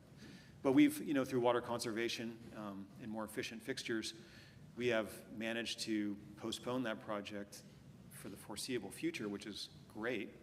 We're able to, more intelligently use the infrastructure that we have. But like I said, it just gets back to, if it were to get triggered, it'd be a big expensive thing. And staff's perspective was that it would just be better if we all sort of collectively decide to not do it at the same time, rather than, one of the parties dropping off prematurely. Yeah. Can I ask a follow-up question, just to try to understand the scenario? So the language that is proposing to be removed is non-binding anyway. So is I know it's remote, but the remote possibility is that, so there's some triggers other than Marin requesting to build the STSP? If the agreement the off-peak agreement goes forward as existing, what would happen? So let's just say in that scenario where there's too much demand on the Petaluma Aqueduct and Sonoma Water needs to start restricting flows, and that's usually what causes the restriction. You start seeing velocities in your pipeline that are too high for the pipeline. Because you can pressurize the pipeline and start pushing, as much as you want, but it's going to destroy the pipeline eventually, right? But if you reach a point where you're at maximum velocity, your pipeline is fully capacity constrained, then the restructured agreement would just say, okay, Sonoma Water is going to start dialing down Marin Municipal's deliveries. And that's the end of the conversation. If Marin Municipal wants to address that in some way, then it would open up a negotiation with the water agency to do something about it. The restructured agreement says it would be a parallel pipeline. Maybe there's other solutions, I don't know. But if this agreement goes forward as is currently written, that would be the scenario in that eventuality, is that the pipeline gets constrained, Marin Municipal dials down the deliveries to Marin. Okay, so I'm still trying to get to the risk to the city. I'm not seeing it. So you're saying the risk to the city then is Marin enters the negotiation, Sonoma Water votes 6-3 to build the parallel pipeline, and we're paying for it. Is that the risk you're seeing? Yeah, the risk is the water agency decides they want to move forward on that pipeline. and outvotes us. And that drags us along. I see, okay. And, sorry, one more follow-up. How does leaving the language in protect us from that eventuality? Well, there was an existing arrangement that if Marin Municipal wanted to solve the supply constraint, they could voluntarily decide to pay for a segment of that pipeline, which would reduce the overall cost, if that were to happen. So, we would still be opened up to the possibility of having to pay for the rest of the pipeline? Yes. Okay. Vice Mayor Lemus. I don't know if Councilmember Harvey was first. Okay, yes. On page 3 of the draft, L, it talks about how Sonoma Water uses a transmission system to supply water, and that the money from the water contractors under the restructured agreement can be used to fund payments for the construction of the transmission system. So does that kind of speak to the same thing? I'm sorry, which page? On page 3 of the draft, it's page 223 of our packet. L.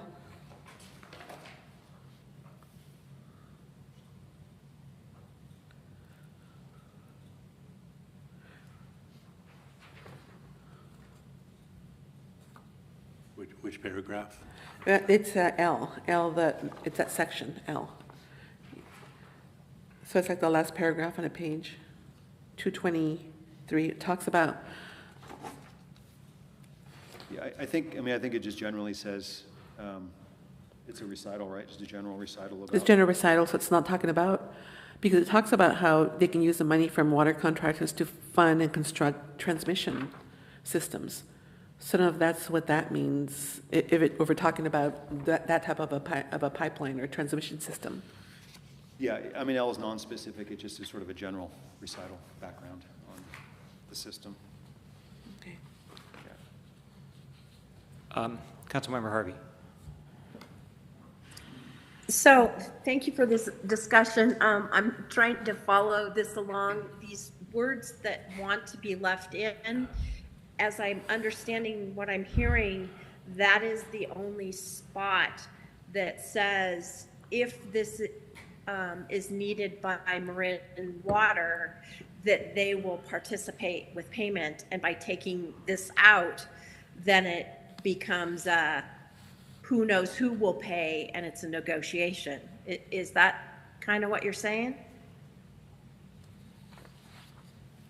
So, yeah, so if this were to go forward without the language, and there was some sort of supply constriction, then Sonoma Water would dial back the deliveries to Marin Municipal, and then Marin Municipal could decide that that's okay with them and do nothing, or they could decide that they actually want that water delivered, and the language in the existing agreement would say that the way that Marin Municipal can solve that is by paying for that segment of the parallel pipeline.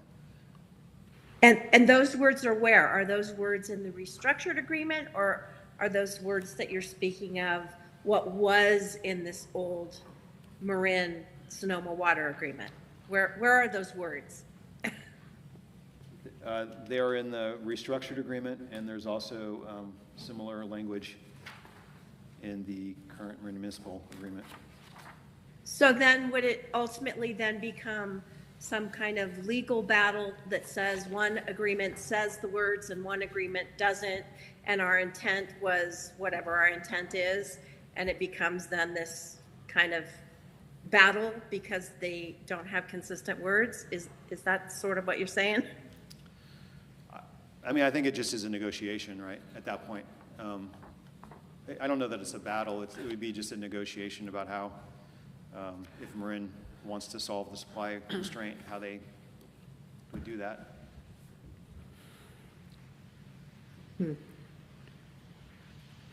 Okay, that's still not very clear. If I could maybe add a tad bit of clarity. It is, and this is part of the reason we wanted to clear up these agreements. They are confusing. The old language in the Marin and Sonoma Water agreement provided a remedy for Marin Water to address a loss of capacity in the transmission system. So it starts off, if the agency does something, then Marin Municipal can ask the agency at its own cost to do X, Y, or Z, this parallel transmission pipeline. In the absence of that language, as you've heard, we would just simply be curtailed. And then it would be Sonoma Water and saying to Marin Water, I assume, well, if you guys need water, then you're going to need to address the capacity constraint. So I personally don't see a risk to the city of Cotati or the other contractors. Our entire water supply agreement basis, and it's written throughout the agreement, is on the assumption that there's surplus transmission system capacity and that there's surplus water availability. If either of those two conditions aren't met, just generally, we're out of luck. But without that clause in there, what I thought I heard said was there's the possibility that our ratepayers could have to pay for that, whereas before it kind of stated if Marin Municipal needed it, they had to pay for it. And what I'm hearing is without that clause in there, well, and a negotiation, then our ratepayers might have to pay for it. It's interesting, isn't it? It says it says if Marin pays for it, Marin Water pays for it, then they will not be constrained. Okay. So that's sort of I don't think it's quite as clear cut as that. So what were they thinking? Yeah. Okay, any more clarifying questions? Okay, I'm going to open this up to public comment, and we'll still have our discussion after that. All right, so checking in the chambers first. Anybody wishing to speak? Not seeing anybody, we'll go to Zoom. Thank you, Mayor Ford. We do have a hand from Neil Hancock. You have the floor, and other Zoom attendees, please use the raise hand icon if you'd like to make a public comment. Neil, you have the floor.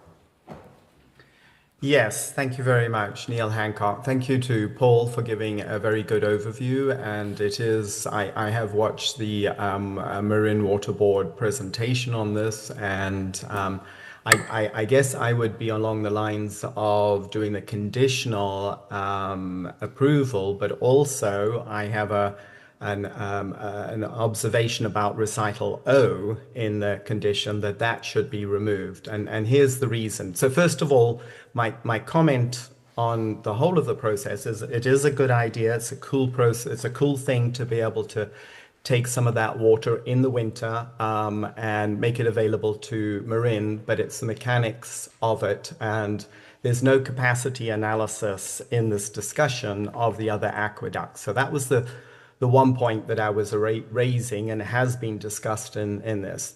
The other part of this is that there has been this bigger picture where there's a presented legal discussion, fiat, that there is a shortage of water in the system and it has to come from the Eel River. And I'd like to suggest that Marin Water's study of the winter side shows that there's a lot of water going through the system, which is needed for the Russian River's natural flows, but they can take some of that with no real impact on the Russian River's lower Russian River flow, and that the summer flows really come from Lake Sonoma. So recital O, in short, because I don't have a lot of time on here, says that by entering into this agreement for Marin Water District, Marin Municipal, by entering into this agreement, the parties recognize the ongoing importance of the continuation of flows from the Eel River to the Russian River for the benefit of all Sonoma water customers. And I don't believe that in terms of water flow that's actually true. So that's why I'm suggesting that it actually be removed. There is benefit in the water coming over from the Eel River, but it really goes to the upper part of the Russian. And I know Supervisor Rabbit also presented on this, but I would say that there are members of the upper Russian River community that need to step forward. I believe Sonoma Water has identified that Cloverdale is in discussion on that, and I think some of the other members of the Upper Russian River community should be making themselves visible. So anyway, that's my input. Thank you very much. Thank you. No further hands on Zoom, Mayor Ford. All right, that'll end public comment. So back to the council for discussion. I assume that the only real question is whether we give direction to approve the agreement, the draft agreement as written, or we ask to make it provisional on reinserting the language about the pipeline. Any thoughts? Go ahead. Well, I mean, I'm happy to carry whatever the council's direction is, of course.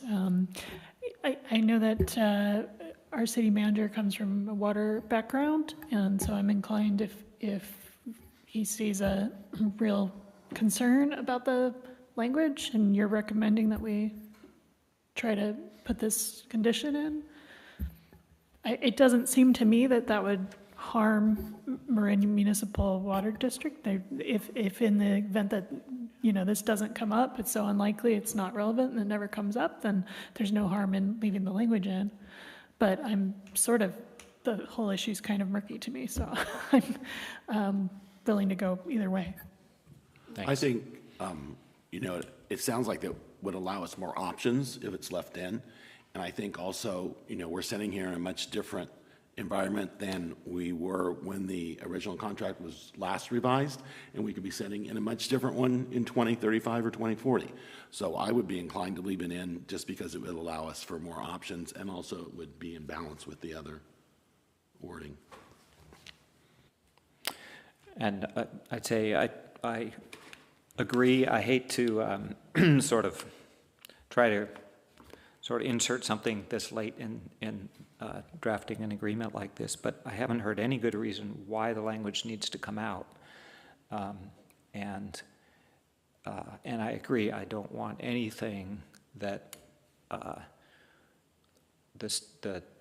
Petaluma Aqueduct capital cities that are responsible for it could have any eventuality where we're responsible for paying for something that's just out there floating, and we're at the mercy of the 9 contractors voting on that. So I'd support, the staff recommendation to conditionally approve.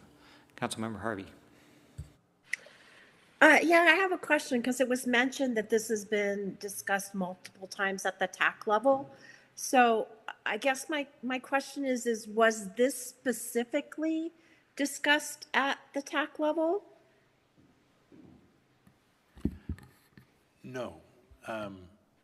The overall memos that are attached to the item summarizing the changes from the prior agreement were discussed, and Paul Cellier's presentation in a form similar to this were heard. But this specific topic was not discussed at any length. And why is that, if this was important?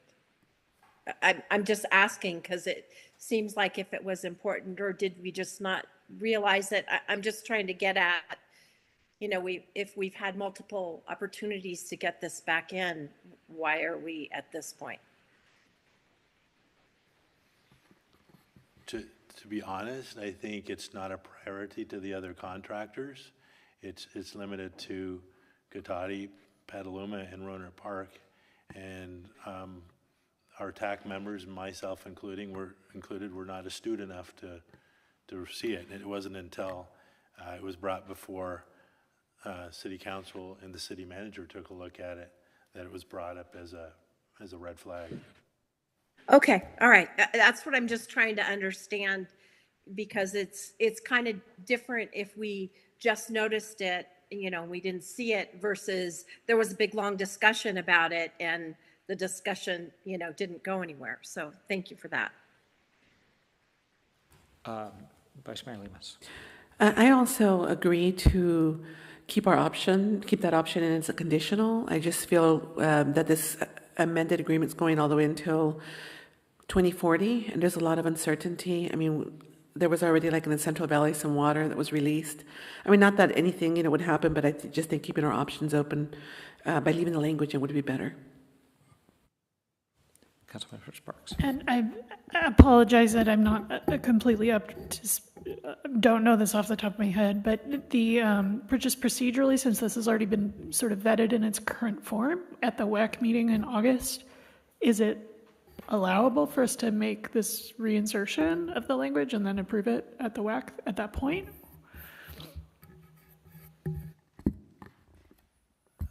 That's unlikely. That would be reinserted. What's more likely, from what I hear, is that there would be a weighted vote to allow it to move forward. And another option is to, since the agreement's being extended to December, for the negotiating parties, Sonoma Water and Meridian Municipal, to go back to the table and reinsert the language and bring it back before WAC, with the inserted language back in, or with a more compelling reason to keep it out. But have it's every other month that the WAC meets. So I'm sorry, you said the agreement's been extended to December? Okay. Yeah, originally it was to expire July 1st of this year. And so it is being extended to December. So the December is not the make or break meeting for this to happen. There's time for the negotiate. You mean August? August, Yeah. I'm sorry. Yeah. There's time for the negotiating parties to reconvene over this one focused issue. Okay. Yeah, so two potential paths. Either by a weighted vote, it carries at the WAC on August 2nd, or if it doesn't pass on August 2nd, then it gets renegotiated and comes back before December with some resolution, hopefully, to that. Okay, I understand. Thank you. Is another possibility that that the approval of the agreement as written is postponed until a corresponding deletion of the language from the restructured agreement can also be on an agenda? Or do we just not touch the restructured agreement? Yeah, reopening the restructured agreement is not in our best interest for many reasons. Okay. Yeah, even if everyone could agree to keep their hands off the terms and just, target delete something, it would take a long time to go through all the contractors. Okay, never mind. Yeah. All right, I've heard a lot of agreement. Does anybody want to make a motion? I'm not sure I should ask, I guess. Go ahead. Sure. Around Neil's comments on item O and the Ill River, is there any more color or commentary on that would help us understand the basis of his comments?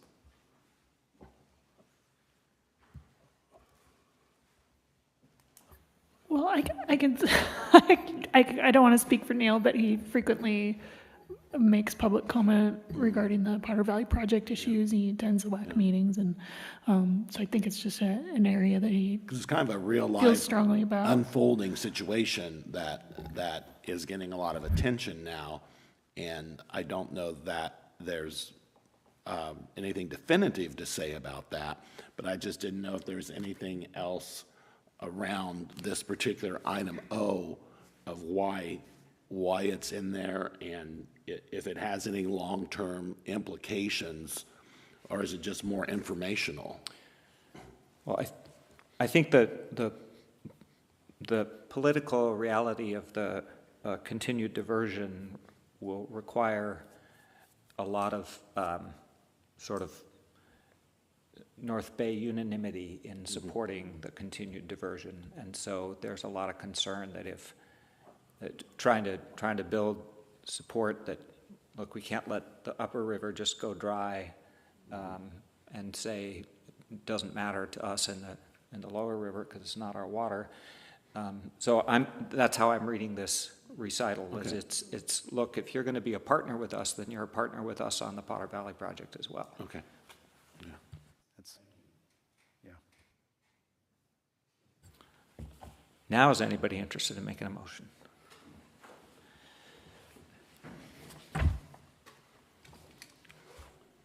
I make a motion that we do a conditional approval of the agreement for staff. So we're recommending to our Water Advisory Committee representative to conditionally support. Is that right? Okay. Is there a second? Second. Okay, let's do a roll call vote. Councilmember Savage? Yes. Councilmember Sparks? Yes. Councilmember Harvey? Yes. Vice Mayor Lemus? Yes. Mayor Ford? Yes. Thank you. And thank you for being here tonight. You don't have to hang out for the rest of our meeting. Thanks for being here. I think we need a 5-minute break. So we'll come back to 9C in 5 minutes.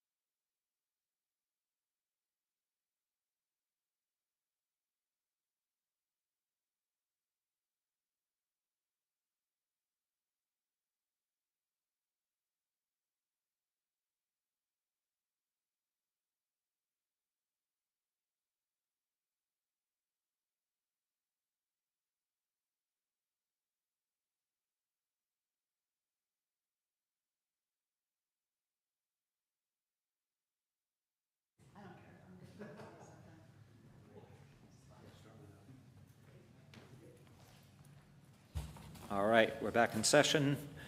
Moving on to item 10C, discuss and provide direction to the city's representative on the Sonoma Clean Power Board of Directors regarding Sonoma Clean Power expansion to Lake County. Is this as complicated as water? No, I think it's good. a Okay. win-win. We'll start with a staff report. Yeah, thank you, Mayor, Council. So this is a much, I agree, much simpler, hopefully, conversation. So in June of this year, the Sonoma Clean Power Board of Directors voted to start a process of offering services to Lake County. As you know, Sonoma Clean Power obviously provides, they're the CCA for Sonoma County. A couple years ago, they became the CCA also for Mendocino County. So the conversation tonight is what's the feasibility of adding Lake County? So making it a tri-county area for Sonoma Clean Power. Attached to the staff report is a feasibility study that Sonoma Clean Power commissioned on behalf of the Board of Directors who had requested it.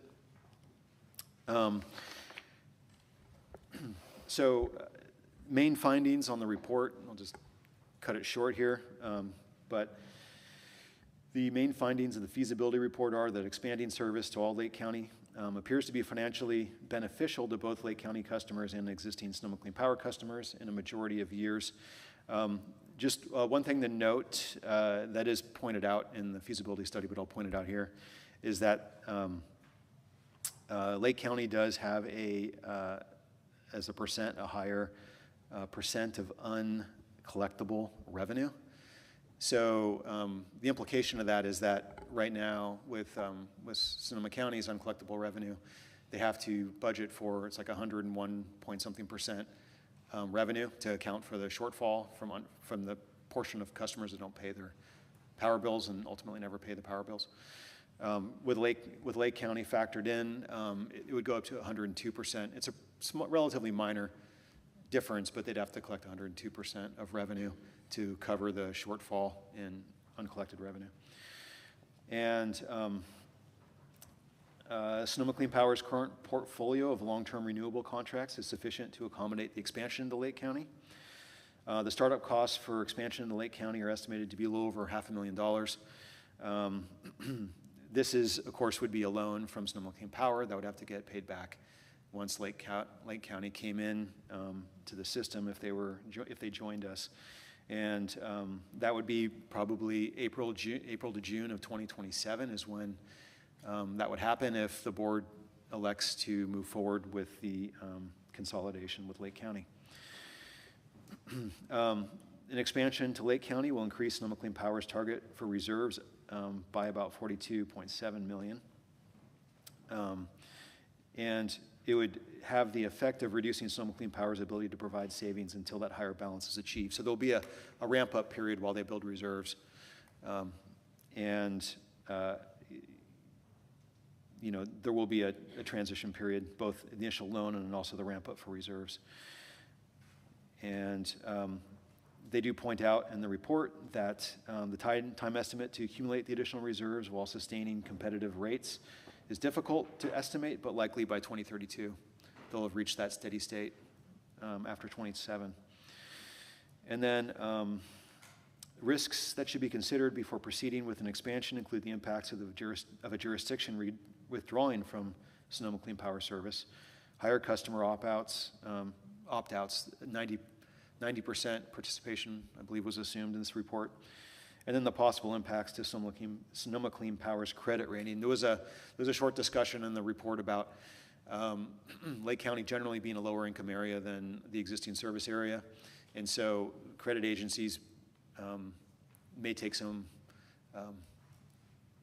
acclimation to get comfortable with that customer base joining the Sonoma Clean Power base in terms of Sonoma Clean Power's overall combined rating. And with that, I'll just say that, and this isn't the staff report, but I'll just run through them real quick. This is when you get for direction for the Sonoma Clean Power board member, Vice Mayor Lemus, the things to consider and the things that will be discussed at the board meeting. So we will want input on those items tonight from the council is, should an offer of service to Lake County and the cities of Clear Lake and Lakeport be made at this time? In other words, expanding into Lake County and the two largest cities there in Lake County. Does the board agree to staff's recommendation for starting service between April and June of 2027? I I think if you say yes to the first, you're probably saying yes to the second, because I think that's just the time it would take to fully implement a merger. And then does the board wish to use the same practice as in Mendocino County by offering one board seat to the county of supervisors in Lake County, and then a shared seat for the two incorporated cities of Clear Lake and Lakeport? And to give the rest of the council some context, right now, so there's 8 cities on the board. We have 9 cities in the county. The one city that's not on the board is Healdsburg, because they have their own power utility. So we have the other 8 cities in Sonoma County are all on the Sonoma Clean Power Board. We also have a seat for the supervisor, the Board of Supervisors. So there's 9 Sonoma County seats currently. When Mendocino joined, they got a supervisor seat and a shared seat for the cities. So there's 2 more seats. So right now, we have 9 Sonoma County seats, 2 Mendocino seats. If Lake County were to join under the similar setup as Mendocino joined, there would be 2 more seats from Lake County. That would mean 9 Sonoma County seats or 8 city seats in Sonoma County, and 4 total seats from the other counties. So from a voting perspective, Sonoma County would still hold the majority of the votes on the board. And then the last thing is, does the board wish to stress the importance of the geothermal opportunity zone, otherwise called the GeoZone, and seek to confirm that Lake County is aligned and wishes to join the GeoZone? I won't get into what the GeoZone is. There's a write-up in the staff report, but happy to discuss it if the council wants to talk about that further.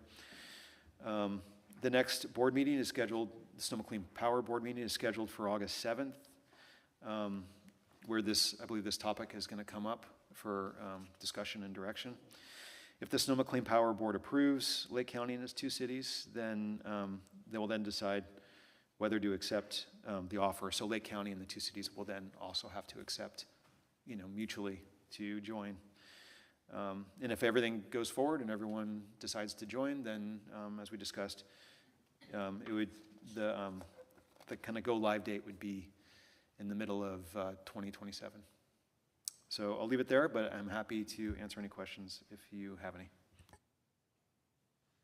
Council questions? Councilmember Harvey. I have 2 questions. The first one, because I'm not clear on the structure on Sonoma Clean Power, is there any weighted voting in Sonoma Clean Power kind of JPA? My Like there is in some of the other ones?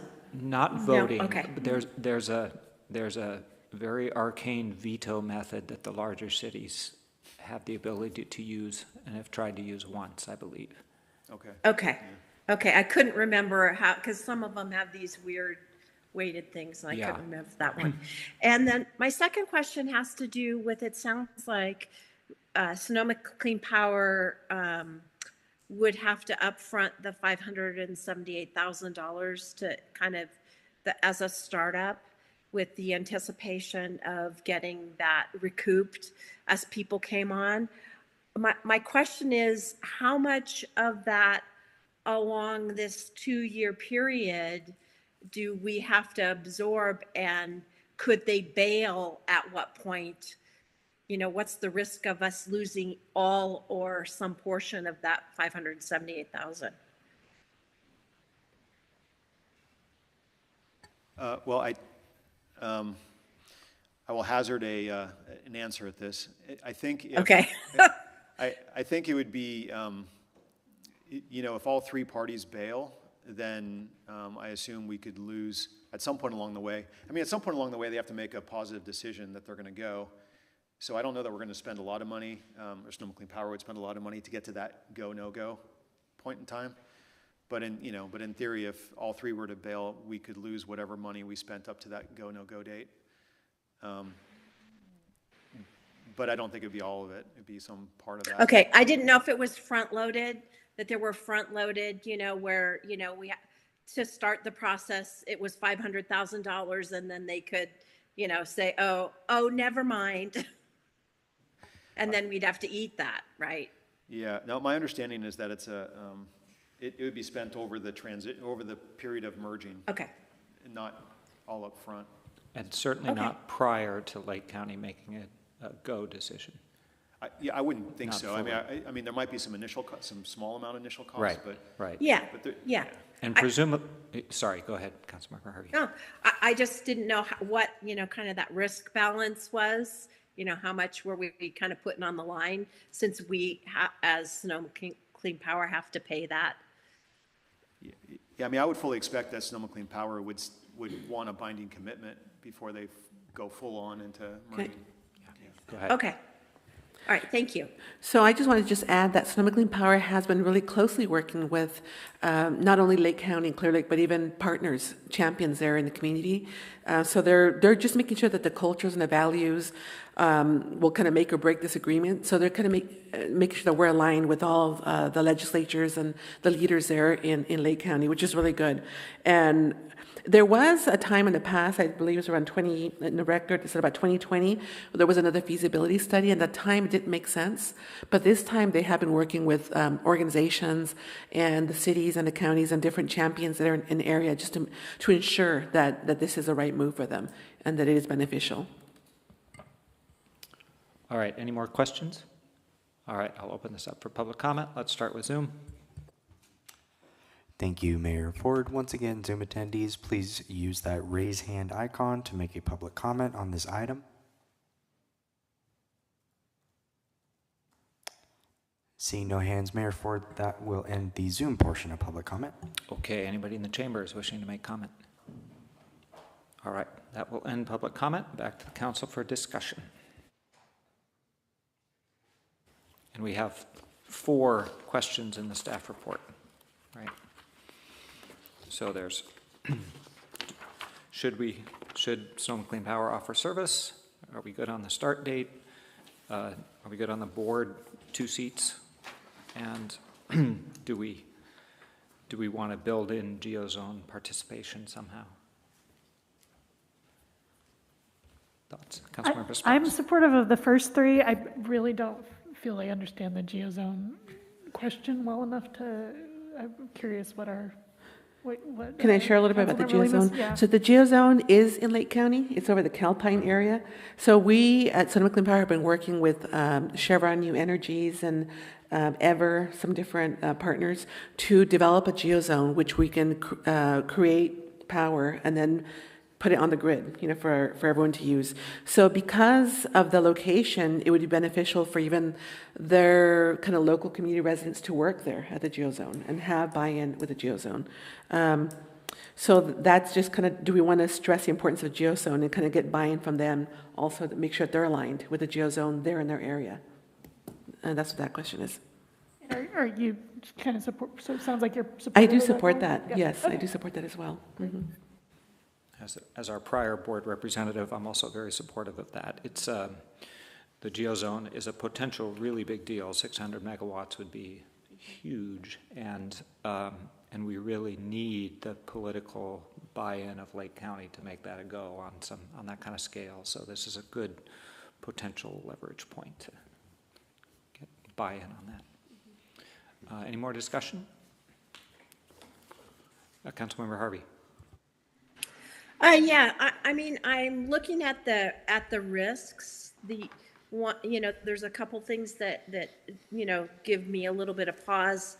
The one about the reserves and what that might do to the ratings for a bit. I'm not quite clear on really whether there's going to be any jurisdictions that will want to withdraw. And it's unclear based on the way this is written, whether that means jurisdictions that are already part of Sonoma Clean Power or the jurisdictions that are in Lake County. That was not clear, but that doesn't seem to be a big deal. Thus far, I think that Sonoma Clean Power has done a good job about opt-outs, and they do have a 10% kind of opt-out rate in their numbers that they put through. And the credit rating, it really depends upon, during this kind of transition period with them building back up the reserves and then looking for long-term power, whether any of those things will have any impact or not.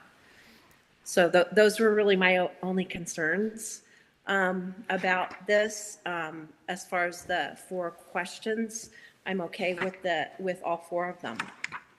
But those were just kind of my concerns, but I'm not close enough to it to kind of say that they would keep me from saying yes on those. Great, thanks. Can I just share? Yes, go ahead. I think that Sonoma Clean Power was just being very prudent and just making sure that they really brought all the options and risks and everything to light so that everyone can see that.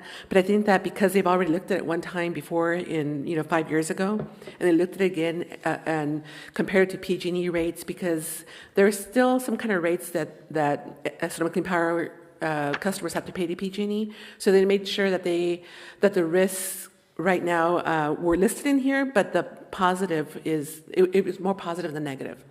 So that's why they just made sure to list everything in here. Thank you. Anything else? I'm likewise supportive of all 4. The credit rating risk, Sonoma Clean Power is in such good financial shape that I think this is, the agency attorney said we have to say this, but it's, I'm not worried about the Sonoma Clean Power's credit rating myself. And so I'm comfortable moving forward. Let's see, do you have the direction you think you need, Yes. Vice Mayor Lemus? Yes, I do. Thank you. I don't think we need a motion to give this direction, do we? Okay. Thank you. Great. All right. With that, we're on to item 7A, now renamed as 10D. So this is the acceptance of the sidewalk gap closure project. And let's start with a brief staff report. I can provide that. Mayor, members of the council, Craig Scott, Public Works Director, City Engineer. Actually, before you go through a full staff report, let me ask Councilmember Sparks to give a brief explanation of why she wanted it pulled so we can target the report to whatever the issue is. Thank you. As a frequent walker in the area of one of the gaps that was closed, I noticed some pretty poor quality of the decomposed granite pathway between Putnam Park and Old Redwood Highway, with sort of crumbling edges and chunks falling off. And I saw that the engineer had inspected it and approved it, but I had some questions about whether there was any remediation work that needed to be done before we close out this project. Okay. Now, are people comfortable with just proceeding right into that question and not go through the whole project? Are you okay with that, Director Scott, if we just go straight into that? Okay. I am, yes. So let's just try to address that targeted issue there. Yeah, so this material is decomposed granite. It's permeable. It allows water to run through it, and it's got advantages over the concrete and asphalt in that it's more natural and easier on the joints to walk over. And there's a number of reasons the city has decided to go with this material.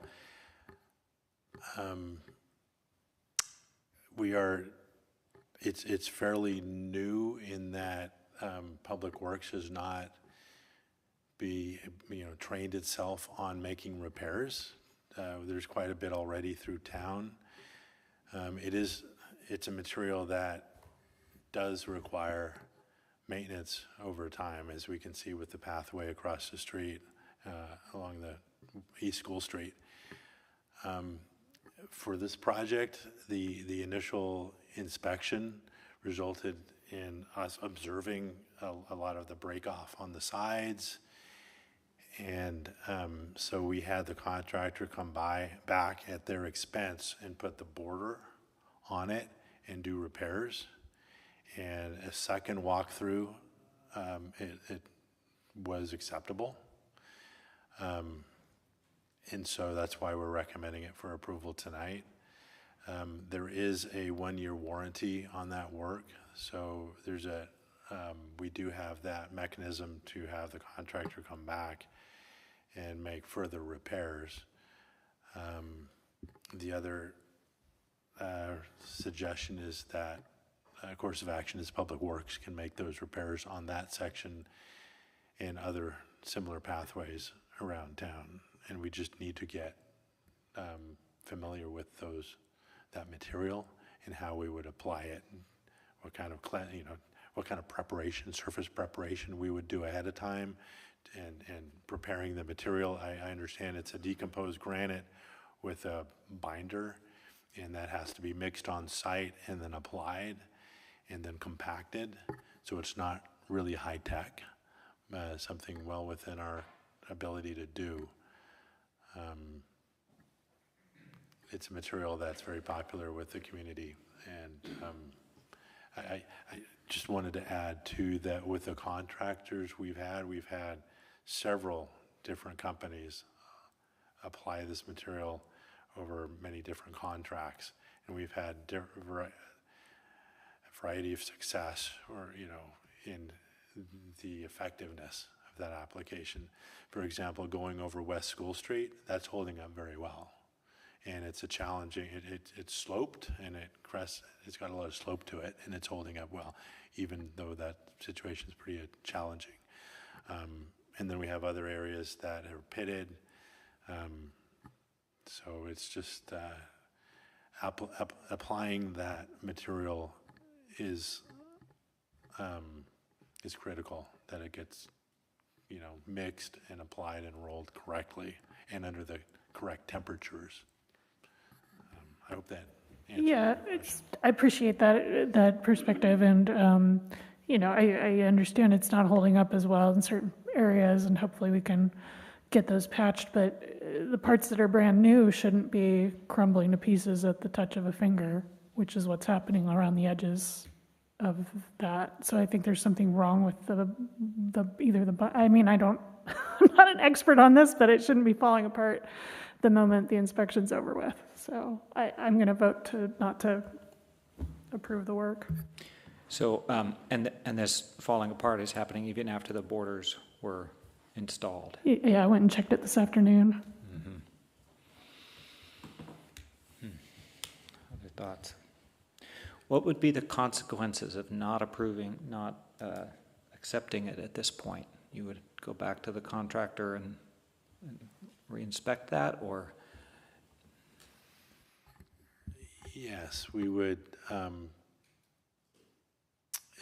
re-inspect it, because with the passage of time, even a few weeks, it sounds like it's degraded, which is not acceptable. Especially, I'm just thinking, we haven't had any rain. It's been dry weather, so as soon as the rain comes, I think that's all going to fall apart. So the city is holding on to retention, which is 5% of the total contract amount. And if we had if council had accepted the improvements tonight, that would have started the 35-day clock on posting the notice and giving any subcontractors chances to protest. Hey, I haven't gotten paid, by the main contractor, the general. And then once that 35 days is over and we have no protests, we can release the retention. The next council meeting is canceled, and so the next time this body meets is in August 12th. So that would be quite a lot of time to get that 35-day clock started. And in the meantime, we would have them come out and make any needed repairs to it. So that's what would happen. I guess the city could be at some risk if the contractor takes, not offense, but doesn't agree with us, our position, and says, hey, I need to get paid, I need the retention, you're withholding this retention illegally, let's say. So there is some risk there, because it's been a while since the project has been complete. So basically, if the contractor says, no, that's fine, it's supposed to be behaving that way, that's when we get into a dispute? That could put us at risk? Well, yeah, it sounds like what happened was the inspector on the job said, it looks hunky-dory, and the contractor went on his way, thinking it was done. Right. And that could create the dispute if we call him back at this point. But if it fails right after the inspection, presumably that's a cause not to accept as well. So. the project gets inspected, and then the final walkthrough is by me. Yeah. So I'm the one that gives the final okay, factoring in the inspector's recommendation. What seems to be concerning here is that since that time, which is only a few weeks ago, that it's continued to degrade. Right. So I guess maybe that's a question for the city attorney. Like in a situation like that where the final walkthrough checks it off, but then it degrades before the council actually accepts. Until it's accepted, it's not accepted. So, yeah, I mean, we could choose not to accept it until the work is completed.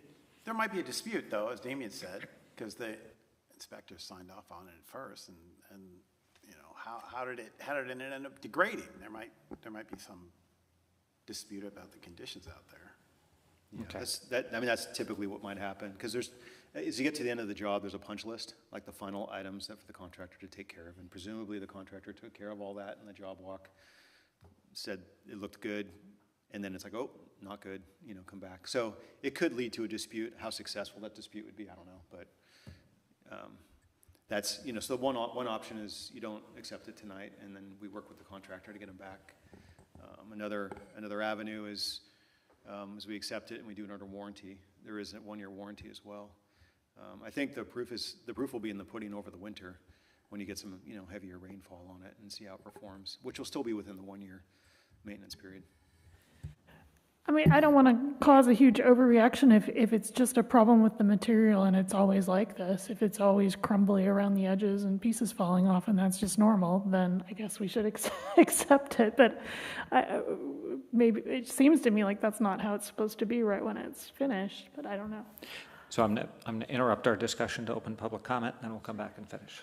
All right, so anybody in the room wishing to make public comment on this item? All right, let's check with Zoom.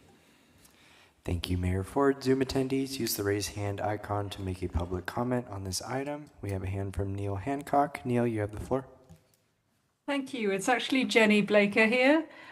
Just to say that I had previously thought that decomposed granite sounded like a good idea, but looking at some of the websites, which I also submitted to the city some time ago, like there's a website from American Trails. One of the things that seems to be most recommended is crushed rock.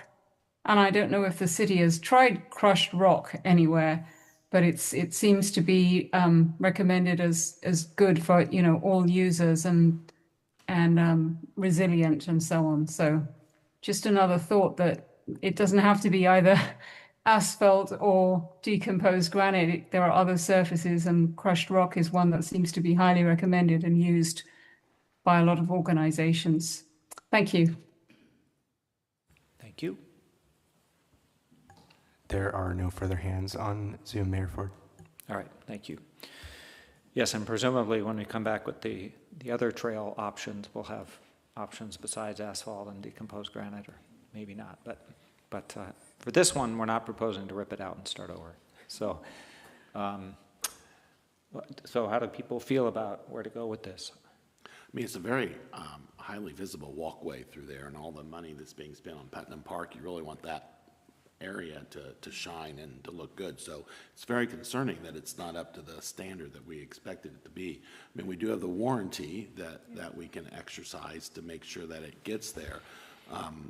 I don't know, I guess within the scheme of working with contractors, if we irritate them by delaying the process, are we less likely to get good warranty service after the contract? Is there any play in relationships there? If the city points out a defect that was quite obvious, apparently the contractors, poor means and methods, they did not follow the directions, and it was due to their fault, then the track record is that they do come back and fix it. But with a material like this, it can be kind of subjective. With hey, is this normal wear and tear, or is this because of a faulty means and methods by the contractor? When they came back to fix it the last time, was that a huge expense that they had to incur, or was it just more of a maintenance coming back and putting the edges on there and filling in the gaps? It was a pretty major, amount of extra work to, not extra work, but effort to get it up to the standard that was set in the design, the contract documents. I have to say, though, that they're also very motivated to wrap up the job, get final payment, and then get their retention. So right now they're motivated to have the retention returned to them. Go ahead. Do we know what caused the original problem with all the pieces? I mean, I saw how there were pieces 6 or 8 inches long just kind of falling off the side originally, and it's been fixed now, but do we know what caused that? Well, I do know that our inspector had a very challenging time with his contractor to have them apply the material properly per manufacturer's recommendations. Part of it was due to the project extending over the winter with the cool weather. You need temperatures over 70 degrees, and there was weeks and weeks and months that went by just waiting for a nice sunny day, and that there's stretches of it in the shade. But that can only be a partial excuse, that there were just difficulties getting this contractor to apply the material properly. And so they came back again and again. So this is by no means the first time that we've asked them to come back and repair it. This would be sometimes the 3rd or 4th in some locations. Yeah, I appreciate your pointing out that it's performed differently in different places in the city. Like the Richardson Lane path was in really good shape. I haven't been there for a while, but it did not start to fall apart within weeks. And so given that we know the material should not be doing this at this point, I would agree with Councilmember Sparks that we should not accept it at this point.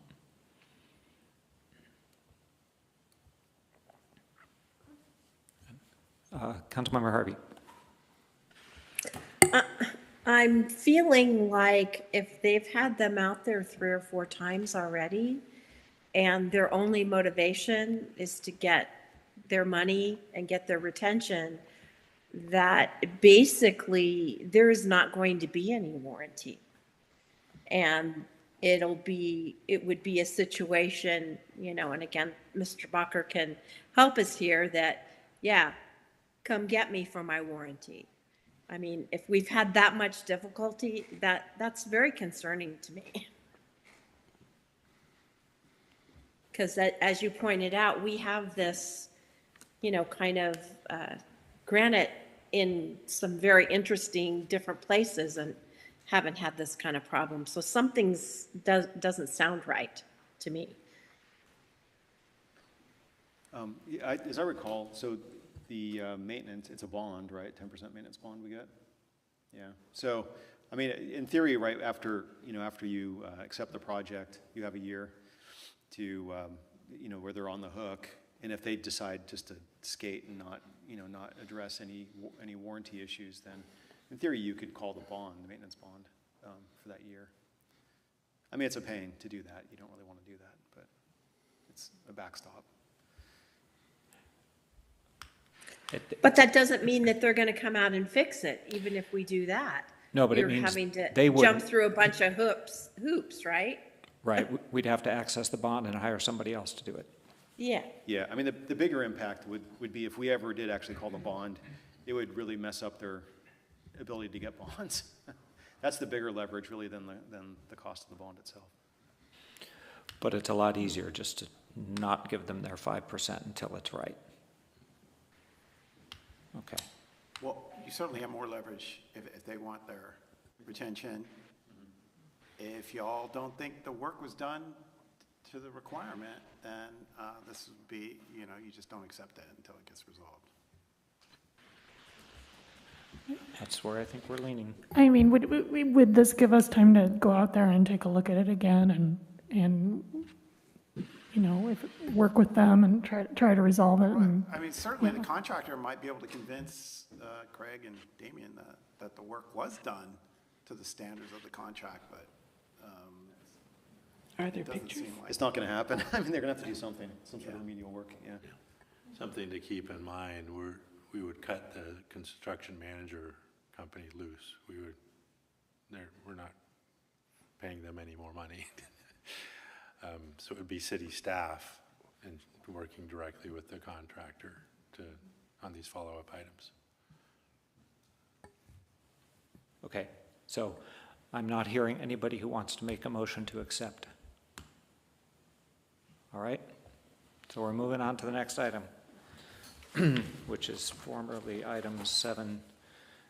The item formerly known as 7G is now 10E. All right, that's the approval of the Accordion Festival and associated street closures. Yeah, Why don't you tell and us- I asked to be pulled, I had questions about the financial considerations, and only because I've done events, you know, in the past, and I've also have received money from the county and the city of Santa Rosa, and I didn't know, I was looking at reading the financial considerations and saw that there was like a total of $13,800 that we cover, and then we're only collecting $3,000. And then I saw another paragraph on page 95 about asking that we had asked, I guess, the fair if they can do a price reduction for Cotati residents, and they hadn't done that. And I think that's fine, but I just didn't know whether when Cinco de Mayo and other events that I've done and asked for money from the city and the county, we're asked to provide some kind of a budget, like a draft budget or budget. Is that something that's part of? I didn't see it's part of the packet. It's never been required. Okay. Them to send the whole event budget. It was for the grant program, but it isn't for standard event request, permit request, or fee waiver request. Okay. It's something we can consider adding, but right now it's not been a requirement. Okay. Yeah, that's something where I was kind of looking at, you know, with our budgets and events that come our way, just kind of if there was a consideration for something like that, because that's we're giving a lot of benefit, you know, and that was kind of my question on what is their budget, what do they have, you know, what kind of costs. You know, they have entertainers that come and a lot of other stages that they rent and things like that, but just to kind of get a better idea for the financial consideration. That was my comments on that. You mentioned the question about reduced entry fee for Yeah, I Cotati think residents. last year we asked for that. Were you thinking of tying together the fee reduction to reduce price for Cotati residents? Right, because I think last year we did ask if they can do a fee reduction, but they they decided not to do it. And then this year we're giving them a lot of breaks on the financial consideration. And so that was my question. But it does bring, you know, it's a great event. I go to it every year, and it does bring a lot of visibility to the city. But either that or maybe in the future if we can ask for like a budget or something, some kind of a draft budget or something, so we have more an idea of their costs and if they're requesting a fee if they're reduction. requesting waivers. I think that's actually a really great idea. We're working on updating the whole policy anyway, so I think that would be good for anybody that's requesting a fee waiver. Yeah, basically treat it like a grant. Yeah. Fill out the grant Yeah. application. I think that would be great to add. Okay. So, yeah, so the current policy, right, is for new events, it'd be 100% and then 50%, and then it goes to 0 in the third year as a subsidy. But this is, as I understood it, this was the case where someone's trying to ask for, you know, something outside of that framework. You'd say, well, give us your whole budget, and then we'll analyze it for subsidy, right? That's what you're suggesting? I think when we're subsidizing or giving grants or subsidizing a lot of the event costs, then in that case, I think we'd want to see what their budget is. Yeah, thank you. Any more, does staff want to say anything else or ask any more questions before I do public comment? Okay, let's go to Zoom first. Thank you, Mayor Ford. Once again, Zoom attendees, please use the raise hand icon to make a public comment on this item.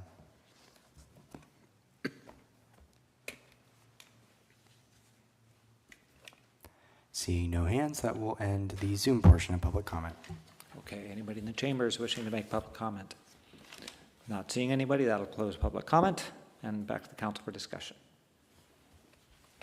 Councilmember Sparks. And just, thank you, to your point about the Cotati resident discount that we had discussed before, I noted in the newsletter, Mr. Gorey mentioned that people from out of town have to pay a lot to travel, and therefore everyone receives a local discount already because they don't have to pay travel expenses. But I thought that kind of didn't really distinguish between Cotati residents who are directly supporting with their tax, with their taxes that they pay here, and residents of neighboring cities. So I would still like to see if we're going to continue to provide these waivers. And really, it's the staff time that's the biggest benefit we're providing, that there should be some more direct discount for Cotati residents. But maybe we can work on that in the future. I think sometimes a challenge to that is an organization, if they lower one revenue stream, they're going to increase another revenue stream and maybe increase the price on people that don't live in Cotati, and that could affect the attendance of the overall event. And I think this is such a positive event for the city. I'm not sure that the amount of savings on the individuals, because you can buy in advance and get a discount as is. I think maybe if we had an attendance issue problem and we need to generate attendance, we could, I would support maybe a discount for local residents, but I don't know that that's gonna, there might be unintended consequences of a move like that, I think.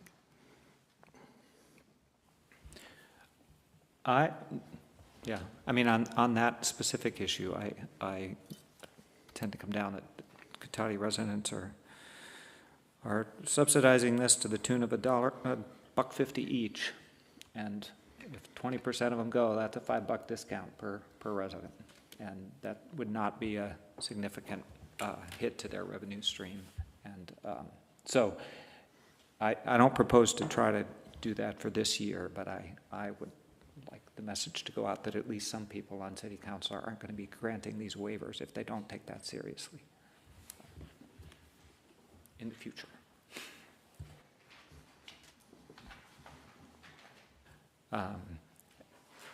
Anybody want to make a motion to adopt a resolution approving the festival? There's a question. Oh, sorry, Councilmember Harvey. Thank you. That's okay. I mean, another way of looking at this is that I know that Ashley has asked previously is more direct donation to Cotati residents, because last year it says in this report that $23,750 went to Cotati Rohnert Park Education Foundation, Thomas Page Academy Music Program, Rancho Cotati Music Program, and Cotati Rohnert Park Co-op Nursery, and to student scholarships. I don't know what those are, and so maybe another way of considering it is, maybe something more direct associated with some of our recreational programs could offset, if you will, if there were more direct benefits to our Cotati residents. That's just another way of looking at it. Yeah, thanks. You're right. There's definitely more than one way to address concerns. Yeah. Good point. Right, because then that would mean that the residents of Cotati, by participating at the regular level, their fellow residents were getting some kind of benefit by money coming back into the community. Yeah. Because a lot of these organizations, they're Cotati Rohnert Park organizations, which tends to mean a little bit more Rohnert Park leaning than Cotati, but that's just the way it is. So anyways, just a thought. Yeah, thanks. Maybe another consideration. Great. And I do love that the Accordion Festival is here, don't get me wrong. So. And I volunteer every year, and I love seeing everybody there, and I agree with you. Nice. It's an awesome event, but we can always make it better. All right. Any more comments? Anybody want to make a motion?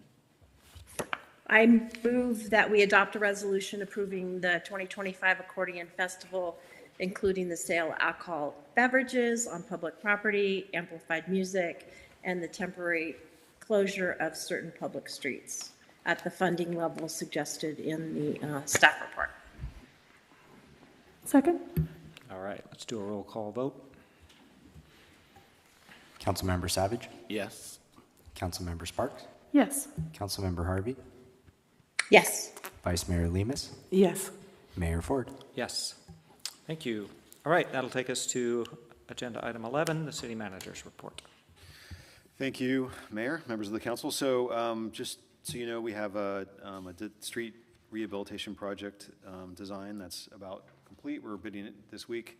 And this is going to be finishing up East Cotati, so the surface preservation of East Cotati, as well as reconstruction of Lasker Lane, Lund Hill, and potentially Uretsky if there is adequate budget. If the bids are good, we expect to bring this back August 12th for potential award. We also, just a reminder, the second meeting in this month is canceled, so the next council meeting is August 12th. We also have some other items coming up in the near future. We have development impact fees coming up August 12th to have that conversation. And then Flahaven Estates, which is the development on Old Redwood Highway, there by Eucalyptus, and the SIA and improvement plans and affordable housing agreement, all that's expected to come in that first meeting in August as well. We have in the 120 East Cotati Avenue affordable housing project is also working its way through the process, so I'd expect that in the near future. We have this Saturday is the 32nd annual Cotati Kids Day Parade and Festival, and this year's theme is Dynamite Cotati, so costumes are encouraged. I don't know if anyone has any dinosaur costumes, but it's encouraged to wear in the parade. Or not. But there's going to be free breakfast at the Church of the Oaks at 8 a.m., the parade's at 10 a.m., and the festival goes from 11 a.m. to 3 p.m. in La Plaza Park. And there's going to be, in addition to all the other great stuff that we always have there this year, there'll also be pony rides and a trackless train. I think that's, the train is new. Yeah, but anyway, a lot of good fun things to do, and if you still want to enter the parade, you can just show up at City Hall at 9 a.m. to get your space and fill out the form. So it's a pretty easy parade entrance if you want to walk in the parade. Although you guys are already walking anyway, so you don't need to enter. Summer camps continue throughout the season with Camp Cotati and the Sandy Loam Paint It Bright Farm Camp, which starts on Monday. Our new and starting on Monday is our new robotics camp. And all the camps still have room left for the rest of the summer, so if you know anyone that's interested, sign up. We're still offering the free lunch this summer. We do this every summer with the food bank for all children 18 and under at the Ray Miller Community Center, Monday through Friday, 12 to 12:30. There's no RSVP needed. You just, and no paperwork's required to be filled out. You just show up and get your meal, but it must be, you must eat it on site. Also, the Cotati Farm Box program, the pilot program, is running and will continue to run weekly through the end of October. And it's a box. The box is a grocery bag full of 8 to 12 different seasonal fruits, veggies, and herbs. So we're hoping it's successful so far. So we're hoping it continues to build on that initial pilot success. And then the Cotati Farmers Market is every Wednesday from 4:30 to 7:30 in La Plaza Park. And every week we have live music, fresh produce, hot food, and locally made goods. So this runs through the end of September. And then we also have a new storytelling class that has started and will continue to be offered on Thursdays from 3 to 4:30 in the Stony Point room. The class is free to attend, and you can join at any time. It's available to adults of all ages. And this is another partnership with Santa Rosa JC. We have several partnerships with them, and that's a new one that we're just starting up, an all-age partnership. I think pretty popular, right? And also there's a memoir class we're not talking about that, but the memoir writing class that's also apparently, starts next month. Yeah, very popular as well. So if you've been dying to write your memoirs down and you haven't done it, now's your chance. There's a class coming up. And you always can go to our website to enroll in any of these classes and sign up. With that, I'd be happy to answer any questions if there are any. Thank you. Any questions for the city manager? Okay, we'll do council member reports. We'll go to Councilmember Harvey first. Well, all my meetings since the last council meeting have been canceled, so lucky you, I don't have any report. All right, thank you. Councilmember Sparks. Real quick, I just met with Supervisor Rabbit yesterday, just for a regular check-in. Had a nice conversation about homelessness services and some of the roundabouts and transportation upgrades, and we talked about the smart pathway segment between Main Street and Railroad and how important that is for our community, and just had a good conversation. That's all I have to report. Great, thank you. I didn't have any meetings between last time and this, except for one with, I told you last time I was meeting with some legislators with other local government representatives about AB 306, which was the sort of freezing building codes. And we failed at that. Not only did that not get pulled, it got shoved through as a budget rider. So starting October, there's a moratorium on any changes to building codes for 4 years. So if there's anything that needs to be done to the building codes, do it before October. So my meetings were also canceled, but another meeting that I did do is on June 29th. Congressman Mike Thompson had his summer dinner in Petaluma, so I went to go help serve food at that event on June 29th. So that's the only thing, other than I fell hiking, but I'm better from that. Sorry. Okay. I have nothing to report. Thank you. Okay. Thank you all. Was there any information received after the agenda was posted? Yes, there was. Everything available, or everything that was received is available here in print in the chamber, as well as on the HTML agenda. There was one written comment that the council received in meeting that will be posted to the HTML agenda tomorrow. Thank you. Great. Thank you. And with that, we are adjourned at 9:25.